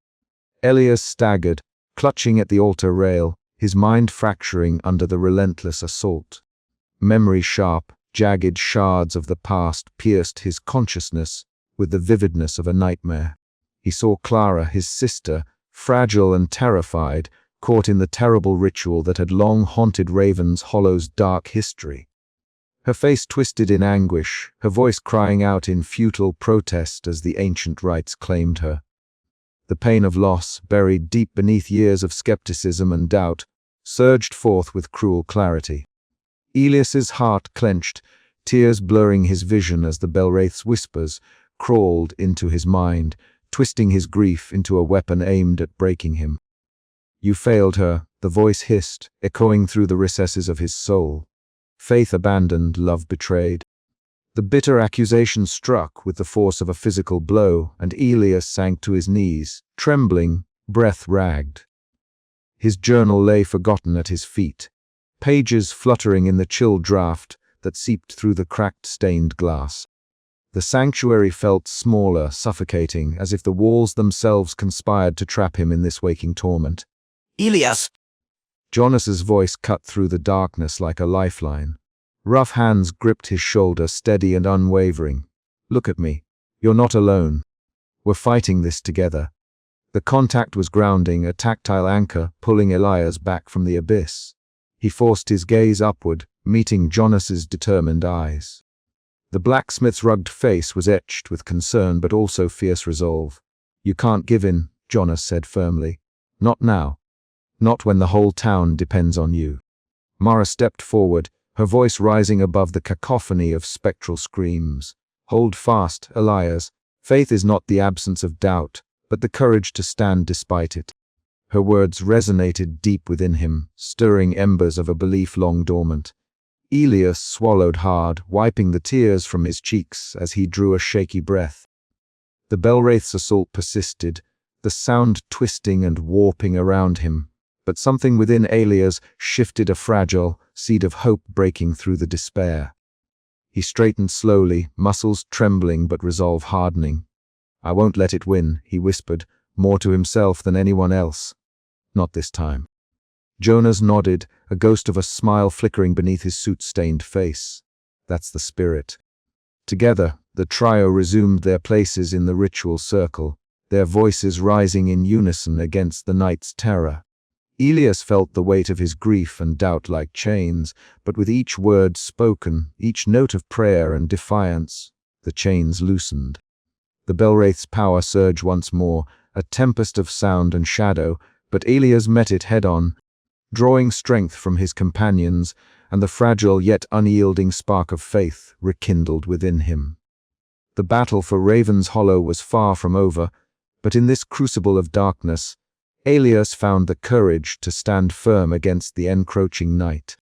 As the echoes of the bells faded into a sullen silence, a new determination settled over the sanctuary. The breaking point had been reached, and Elias' marrow, scarred but unbroken, prepared to face whatever horrors awaited beyond the veil of sound and shadow. The narrow stone staircase spiraled upward into darkness, each step Elias took echoing hollowly beneath his boots. The bitter air clung to him, seeping through his practical winter clothes, chilling his bones even as adrenaline surged. Above, the bells tolled relentlessly, their sound a cacophony of agonized screams that seemed to claw at his very soul. With every toll, the air thickened heavy with despair, corrupted faith, and a malevolence that gnawed at the edges of his mind. Elias gripped the cold iron railing, steadying himself against the mounting terror. His breath came in ragged puffs, misting in the frigid air as he ascended toward the heart of the nightmare. At last, he emerged into the bell chamber, a cavernous space crowned by towering bronze bells.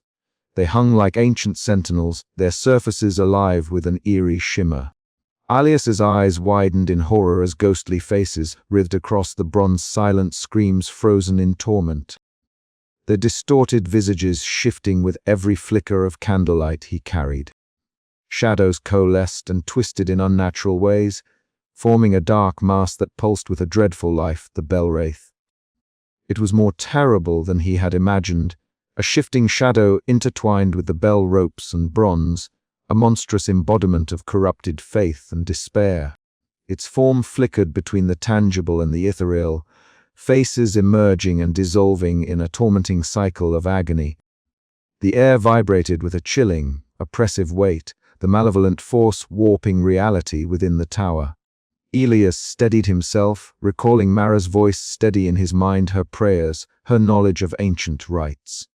He reached for the bell ropes, fingers trembling but resolute. He began to tap out a rhythm he'd learned from the old texts, a cadence meant to counter the dark symphony the bell wraith unleashed. As he did, he recited prayers, words once lost to his doubt, but now clawing back through the haze of fear. The bell wraith responded with a cacophony of dissonant screams that pierced the chamber, shaking the very stones. Elias staggered, clutching at his head as visions erupted before his eyes. Clara's death replayed in harrowing detail, the cold void of loss. His faith shattered into a million shards. The entity fed on these fears, twisting his doubts into weapons against him. But Elias fought back. He forced his mind to focus, grounding himself in the memories of his sister, not as a source of despair, but as a beacon of resilience. The rhythm of his tapping grew stronger, his voice clearer. The bells answered his call, their tone shifting from screams to a pure, ringing clarity that cut through the darkness. The bell wraith shrieked in fury, its form flickering violently as the sound unraveled its hold. The ghostly faces writhed in agony, the shadows unspooling like smoke caught in a sudden gust. For a moment, the entire tower seemed to tremble as the entity fought to maintain its grip. Then, with a final, piercing toll, the bellwraith dissipated, vanishing into nothingness as the bells fell silent. Elias collapsed against the cold stone wall, breathing hard, sweat mingling with the frost on his skin. Silence settled like a fragile shroud. The oppressive weight lifted, leaving only the echo of his ragged breaths and the faint, fading resonance of the last bell. He remained there, alone amidst the stillness, the enormity of what he had faced crashing upon him. The battle was won, but the scars both visible and unseen would linger. Elias's faith, once broken, now felt tempered, forged in the crucible of terror and hope. The church, the town, and perhaps even he himself would never be the same. Yet as he gazed out from the bell tower window at the snow-blanketed town below, a quiet resolve stirred. The darkness might return, but so would he, stronger, ready to face whatever the night might toll. A distant wind whispered through the bell ropes, the faintest echo of a bell's ring carried on the icy air. Elias's eyes narrowed. The fight was far from over. The bitter cold of the bell tower seeped through every thread of Elias's marrow-worn coat, but he hardly noticed. His eyes fixed upward, watching the shadowed bronze bells, their surfaces alive with twisting, tormented faces that screamed silently into the night. The bellwraith pulsed within them, a malevolent force feeding on the town's fear, its voice a cacophony of anguish and despair that threatened to shatter his resolve. He clenched his jaw, the chill in his bones matched by the icy grip of doubt and dread clawing at his mind. But tonight was different. Tonight, he was not alone. The memories of Raven's Hollow, of those who had vanished and those who still clung to hope, surged within him. Most of all, Clara's face, her smile, fragile and pure, burned through the darkness like a beacon. The bellwraith's scream twisted into a low, grinding rumble, the sound warping and bending as it sought to invade his thoughts. Elias's hands trembled, but he forced his breath steady, grounding himself in the memory of his sister's laughter, the warmth of her presence before tragedy stole her away. This was no longer a fight of fear. It was a battle for faith in himself, in the people of Raven's Hollow, and in the light that could pierce even the deepest shadows. Below, the faint sound of Mara's voice drifted upward, a litany of prayers ancient as the stones themselves. Her words wove through the cold air, a fragile but potent shield of spiritual strength. Jonas's steady presence was felt even without sight. The blacksmith's quiet courage bolstered Elias's faltering will. Drawing a ragged breath, Elias reached out with his mind, coaxing the twisted sound of the bells into something new, a melody not of terror, but of hope. The dissonant screams twisted and reformed, weaving into a fragile harmony that pulsed with a warmth the bell wraith could not consume. The entity writhed, its form fracturing as the music struck at its core. Faces within the bells twisted in agony, their screams decrescendoing into desperate whispers. Elias felt the weight of centuries of despair begin to lift, replaced by a fragile light that spread through the bell tower like dawn breaking a long night. The bell wraith's hold on the town weakened, its power unraveling thread by thread. Yet the battle was far from over. Elias knew the darkness would not yield easily, that the final confrontation awaited. But in this moment, amidst the ruins of fear and doubt, he found a spark of something stronger, faith forged in the crucible of terror. He steadied his stance, eyes fixed on the fractured shadow before him. The bells no longer screamed. They sang a song of survival, resilience, and the unyielding strength of a man who refused to surrender to the night. "This ends soon," Elias whispered to the empty tower, a vow as much as a promise. "I will not let you consume Raven's Hollow. Not while I still stand." The echo of his words mingled with the fading tolls, a fragile hope ringing out into the snowbound town below. And somewhere, deep within the fractured souls of the vanished, a faint stir of life answered the call. The narrow spiral staircase groaned under Elias Marrow's boots as he climbed higher into the bell tower. The chill of the winter night creeping through the ancient stone walls like a living thing. Each step echoed in the confined shaft, mingling with the distant, sorrowful tolling of the bells, a sound twisted by the bell wraith into a symphony of torment. Above him, the massive bronze bells swayed gently, their surfaces alive with writhing, ghostly faces that screamed without sound, a silent chorus of anguish that clawed at the edges of his sanity. Elias paused briefly on the landing, pressing a gloved hand against the cold iron railing. His breath fogged in the frigid air as he steadied himself, the weight of what lay ahead settling deep in his bones. Around his neck hung the silver charm Mara Divlin had given him, a slender talisman etched with ancient runes meant to shield and focus the spirit. It was fragile, but it was hope.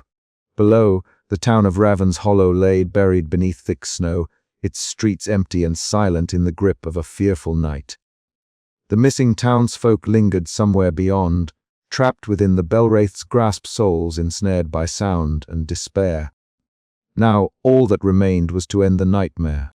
The final stones of the staircase gave way to the bell chamber, a cavernous space where the immense bells hung suspended, giant sentinels of bronze and shadow.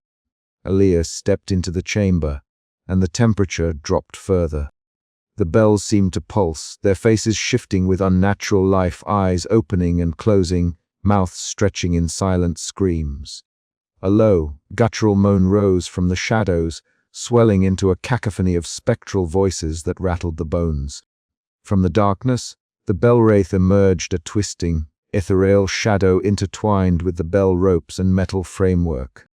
Its form was fluid, a living nightmare that flickered with the faces of the damned, their silent screams echoing in the cold air. The entity's presence was a suffocating weight, a manifestation of corrupted faith and unrelenting fear. Elias swallowed the lump in his throat and took a step forward. The bellwraith lashed out with a wave of sound, a shrieking assault that battered him like a physical blow. His ears rang, and the world trembled. Clutching the silver charm, he squeezed his eyes shut, reaching deep into the well of his transformed belief, of faith, forged in the crucible of fear and loss. Then, softly, he began to hum. The notes were hesitant at first. A fragile thread of melody pulled from the recesses of memory, an old hymn his mother had sung in the church when he was a boy. The sound wove through the chaos, a warm, steady pulse that pushed against the bellwraith's discordant screams. The entity recoiled, its shadowy form flickering and twisting as the holy resonance cut through the darkness. The faces on the bells contorted, their silent screams writhing into expressions of pain. Elias's voice grew stronger, the hymn rising in a crescendo that filled the chamber with light and sound, melting the shadows with a radiant hope. As the final words left his lips, the bells tolled once more, but this time the sound was pure, clear, and free of the malevolent distortion. The bell-wraith shrieked in fury and despair, its form unraveling like smoke caught in the wind. With a final explosive toll that shook the very stones, the bells fell silent. An eerie stillness descended upon the tower, profound and sacred. Elias sank to the cold floor, his breath ragged but victorious. The weight of the terror that had gripped Raven's Hollow lifted, replaced by a fragile peace. Below, the missing townsfolk began to stir, returning from their spectral prison, changed but alive. The nightmare was over for now. But as Elias looked out over the snow-blanketed town through the frost-lined windows, he knew the silence was only the beginning. Faith and fear had clashed in deadly harmony, and the scars they left would linger like shadows beneath the snow. He rose slowly, the silver charm warm against his chest. The bells would toll again someday. But Elias Marrow was ready, armed now not just with knowledge, but with a faith tempered by darkness and hope, ready to face whatever toll the night would bring next. The church stood silent, watchful and eternal, and the night waited. The first light of dawn broke hesitantly over Raven's Hollow, casting pale hues on the snow-laden streets that had, for so long, been empty and silent. Word had spread quickly through the town overnight. The missing were returning. They came at first as shadows at the edges of the square, gaunt figures moving with uncertain steps, faces pale and eyes wide with haunted memories. Elias Marrow stood near the edge of the gathering crowd, his breath misting in the cold air as he watched with wary hope.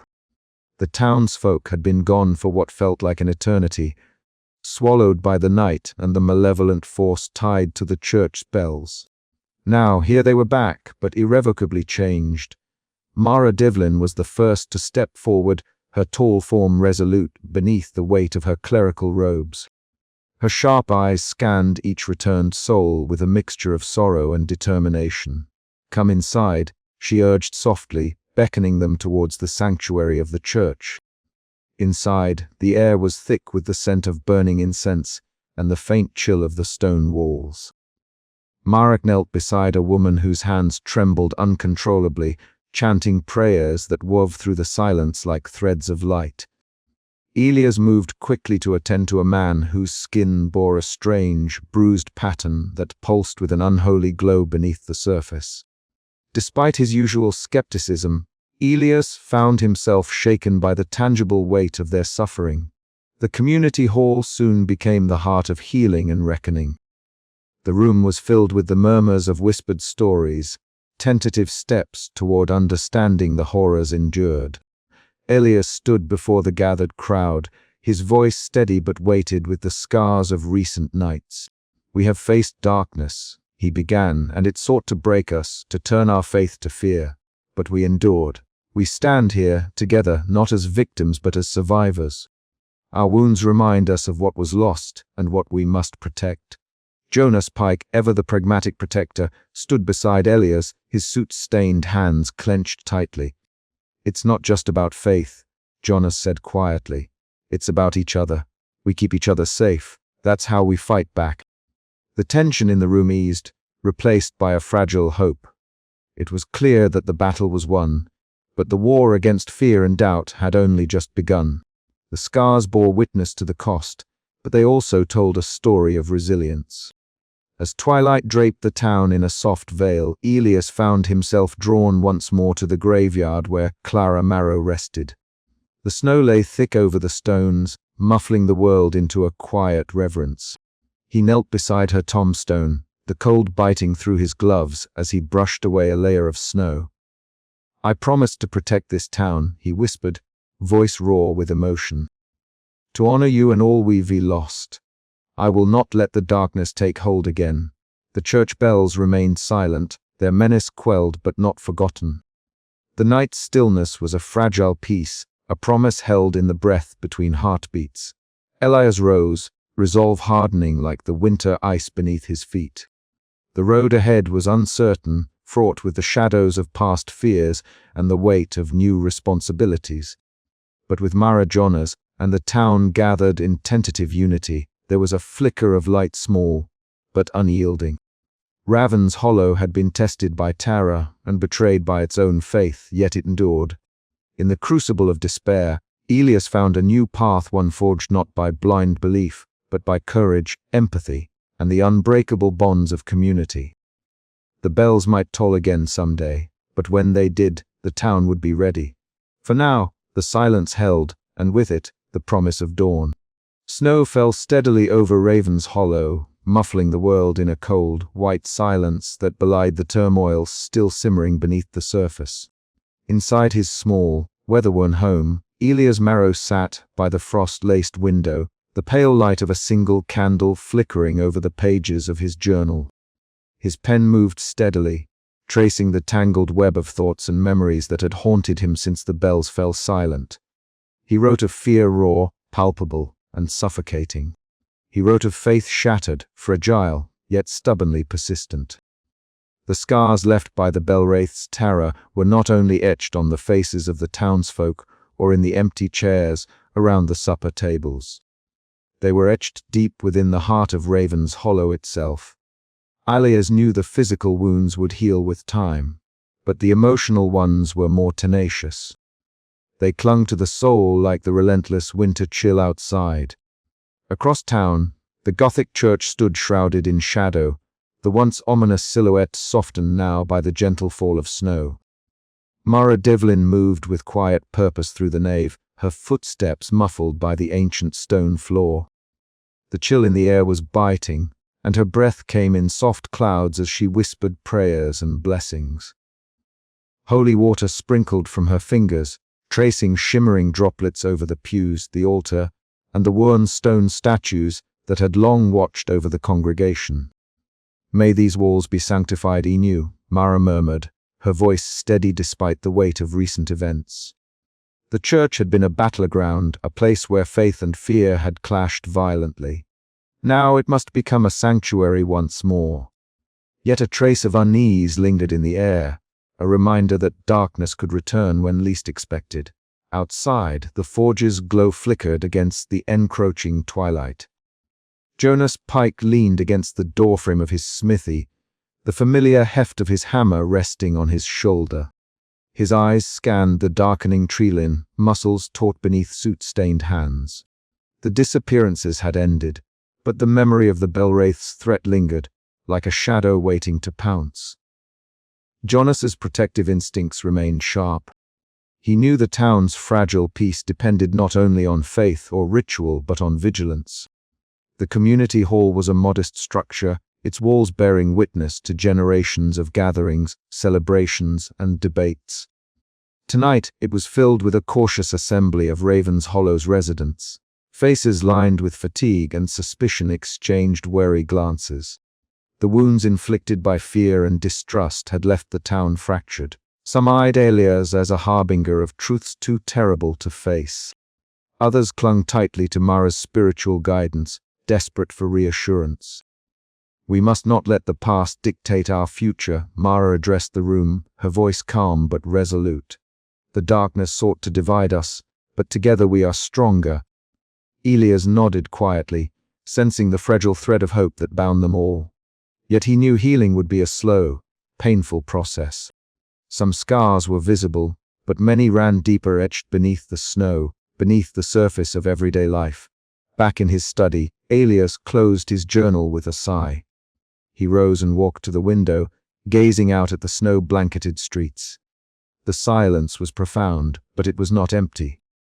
It held the echoes of what had been lost and the promise of what might yet be reclaimed. As the night deepened, he whispered a prayer not for certainty, but for courage to face whatever darkness still lurked in the shadows of Raven's Hollow. The church bells remained silent, but their memory told in the hearts of the townspeople a solemn reminder that faith, like the winter snow, could both conceal and reveal the scars beneath. And somewhere in the quiet cold, Jonas's watchful eyes never faltered, a silent guardian against the night. The chapter closed not with the end of fear, but with the fragile dawn of hope, a testament to resilience in the face of lingering darkness.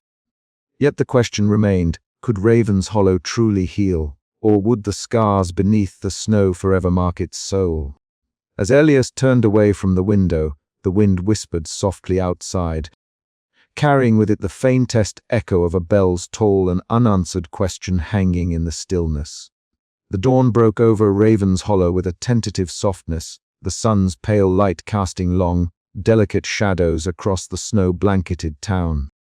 Elias Marrow stood quietly in the churchyard, his breath a faint mist in the chilly morning air.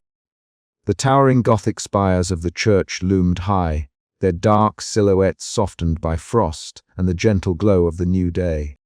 For the first time in many weeks, a sense of calm had begun to seep into the cold bones of the town, like a flicker of fragile light pushing back the pervasive darkness. Around him, the townsfolk emerged from their homes, their faces drawn but hopeful, drawn to the ancient sanctuary that had once again become the heart of their community. The silence that had once been heavy with dread now carried a different weight, one of cautious optimism. Children, their cheeks flushed from the cold, darted between the adults, their laughter tentative but genuine, breaking the long-held stillness like a balm. Elias' gaze drifted upward, catching the fractured colors of the stained glass windows as the rising sun filtered through, casting kaleidoscopic patterns upon the worn stone walls. It was a quiet reminder that beauty persisted even in the bleakest places. Inside the church, Mara Devlin moved with a solemn grace, her austere figure framed by the flickering candlelight. She led the gathered townspeople in a ritual of renewal, her voice steady and clear as she intoned prayers that hung in the frosty air. The gentle murmur of hymns rose, weaving through the aged wood and stone, mingling with the faint creaks and whispers of the building itself. It was a fragile sanctuary, a place where hope could be nurtured amid the scars left by fear and despair. Jonas Pike, ever the pragmatist, worked tirelessly in his forge just beyond the churchyard. The steady clang of his hammer on metal echoed through the crisp air, a rhythmic heartbeat of determination and rebuilding. His broad shoulders bore the weight of responsibility, not only for his family, but for the community that had endured so much. His soot-streaked hands moved with practiced precision, repairing tools and reinforcing doors, tangible acts of protection and resilience. Outside, the sounds of life returning to the streets stirred a warmth in the air, the subtle but profound hum of a town slowly reclaiming itself. Elias returned to his modest home as twilight crept in, the sky shifting from the soft hues of dusk to the deep blues of night. A small fire crackled in the hearth, casting dancing shadows that flickered across his thoughtful features. His journal lay open on his lap, pages filled with hurried scrawls and reflections on the harrowing journey that had brought him here. The silence outside was profound, the church bells remaining still for now, their ominous tolls replaced by a quiet vigilance. Yet their absence was a presence in itself, a solemn reminder of the darkness endured and the fragile hope forged in its wake. As he wrote, Elias felt a shifting within himself, a renewal of purpose that had seemed impossible not long ago. The ordeal had shaken his beliefs to their core, but it had also kindled a new understanding that faith was not a simple refuge from fear, but a complex, sometimes painful journey through it. He thought of Mara's steady guidance, Jonas's steadfast support, and the resilience of the townsfolk who dared to hope despite everything. Raven's Hollow was scarred, yes, but it was still standing, and perhaps that was the greatest triumph of all. Outside, the wind whispered softly through the bare branches, carrying with it the promise of a new season. The darkness had not vanished entirely. Elias knew that much too well, but for now, there was light. A flicker, fragile yet undeniable, shining against the endless night. And as the last embers of the fire glowed warm and steady, Elias allowed himself to believe that this light might just be enough to guide them through whatever shadows still lingered. The church, dark and foreboding as ever, stood not as a monument to fear, but as a beacon of survival and resilience. It was a place where faith and doubt intertwined, where fear had been met with courage, and where the battle for Raven's Hollow's soul had been fought and, for now, won. But as Elias closed his journal and looked out into the night, a persistent question lingered in the silence. Could this fragile peace hold? Would the flicker of light withstand the darkness that still whispered beyond the edges of their world? The night was still, but the story was far from over. And so, beneath the watchful eyes of the silent bells, Elias prepared himself ready to face whatever came next. Armed with the hard-won strength of hope and faith forged in the crucible of fear, the study in old man Griggs's home was cloaked in shadows, the feeble light of a single oil lamp flickering against the walls lined with brittle pages and faded photographs. The air was thick with the scent of aged parchment and dust, a tangible reminder of decades past. Griggs, his white hair tousled and spectacles perched precariously on the bridge of his nose, unfolded a yellowed map that depicted Raven's Hollow as it had been centuries ago. His voice, though frail, carried the weight of the town's collective memory as he spoke. This place, Griggs began, fingers tracing the intricate lines marking the church's original foundations, was meant to be a sanctuary, a beacon of faith amidst the harshness of the world. But time has a way of twisting even the purest intentions. The Bellwraith wasn't always a curse, it was once a guardian, bound here to protect us. But centuries of neglect, fear, and misguided rituals tainted its purpose. Elias listened intently, the flicker of lamplight revealing the shadows beneath his dark eyes. The weight of Griggs's words settled heavily on his shoulders, mingling with the residual fear and hope that had carried him through the past weeks. The historian's voice softened as he continued, "Remembering is our strongest defense. Forgetting only leaves us vulnerable to the darkness creeping beneath the snow." After hours steeped in the town's history, Elias stepped out into the biting twilight, the cold air biting at his cheeks. The streets of Raven's Hollow lay silent under a thick blanket of snow, muffling the world into an eerie stillness. His breath misted before him as he made his way toward the outskirts where the small cemetery lay. Clara's grave was a modest stone slab, half buried beneath the winter's weight, a delicate wreath of frosted evergreens resting atop it. Elias knelt, fingers brushing away the snow as his gaze lingered on the inscription. Memories flickered her laughter, the warmth of her presence, and the cold finality of that terrible night when faith had faltered and darkness had answered. "I'm sorry it took so long," Elias whispered, placing a small bouquet of winter flowers he'd gathered from his own garden beside the stone. "I needed to understand, to forgive." The silence around him was profound, but it was not empty. It was filled with the echoes of the past, the voices of those lost, and the fragile hope of those who remained. As the sun dipped below the horizon, the Gothic spires of the church cast long, somber shadows over the snow. The bell tower standing sentinel, but still and silent, its voice stilled for now. Elias rose, feeling an unexpected lightness, a sense of closure mingled with cautious optimism. The battle had scarred the town and its people, but it had also forged a new resilience. Walking back through the quiet streets, his footsteps the only sound breaking the stillness, Elias's thoughts turned to the future. The lessons of the past were clear. Faith must be guarded with vigilance. Fear must never be allowed to fester unchecked. And the echoes of history must be heard lest the bells toll again. As he passed beneath the towering arches and frost-laden eaves, a whisper of wind stirred the bell ropes, but the bells remained still. Elias paused, hand resting lightly on the cold stone of the church's wall. The silence was a promise and a warning, a fragile peace held in balance. He breathed deeply, steeling himself for whatever lay ahead, knowing that the past would always be with him, shaping the faith he now carried forward. And as the first stars pierced the velvet night, the town of Raven's Hollow settled beneath the snow, wrapped in quiet remembrance, ready to face a new dawn. The snow lay thick and undisturbed over Raven's Hollow, muffling the world into a hushed stillness that felt both comforting and ominous. The Gothic church, its spires etched starkly against the obsidian sky, loomed like a sentinel guarding secrets older than the town itself. Elias Marrow stood alone beneath the frozen eaves, his breath a pale mist dissolving into the cold night air. For the first time in many sleepless weeks, the bells did not toll. Midnight passed without a sound, and the silence was profound. His eyes drifted upward to the bell tower, where the great bronze bells hung heavy and silent, their surfaces dulled by frost. The ghostly faces that had once screamed in torment now still, locked beneath the icy sheen.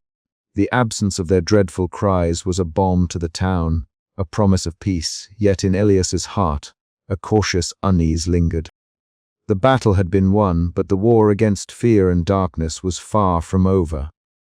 He wrapped his scarf tighter, the fabric rough against his chin, and took a slow breath, feeling the weight of the night settle deep within him. Memories of Clara surfaced unbidden, the flicker of candlelight, the echo of laughter cut short, the shadow of loss that had driven him from faith to skepticism.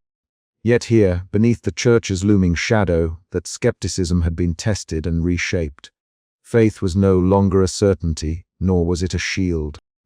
It was a fragile thread woven through fear and hope alike.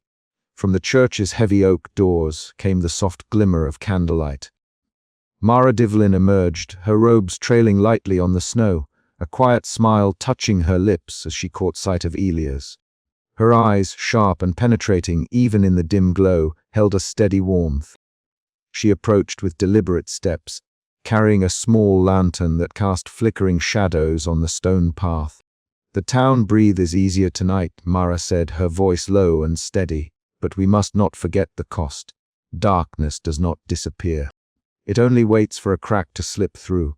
Elias nodded, his gaze returning to the silent bells. "The silence feels like a second prayer," he said softly. "But I wonder if it's a quiet before the storm." Mara's smile was faint but unwavering. "Then we must be ready to answer that storm, together.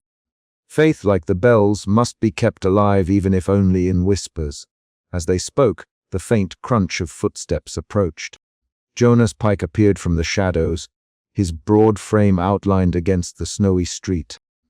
His soot-stained hands were buried deep in the pockets of his heavy coat, eyes scanning the night with a watchful intensity. "No sign of trouble so far," Jonas said gruffly, his voice carrying a rough edge softened by relief. "But I'm not letting my guard down. Not yet."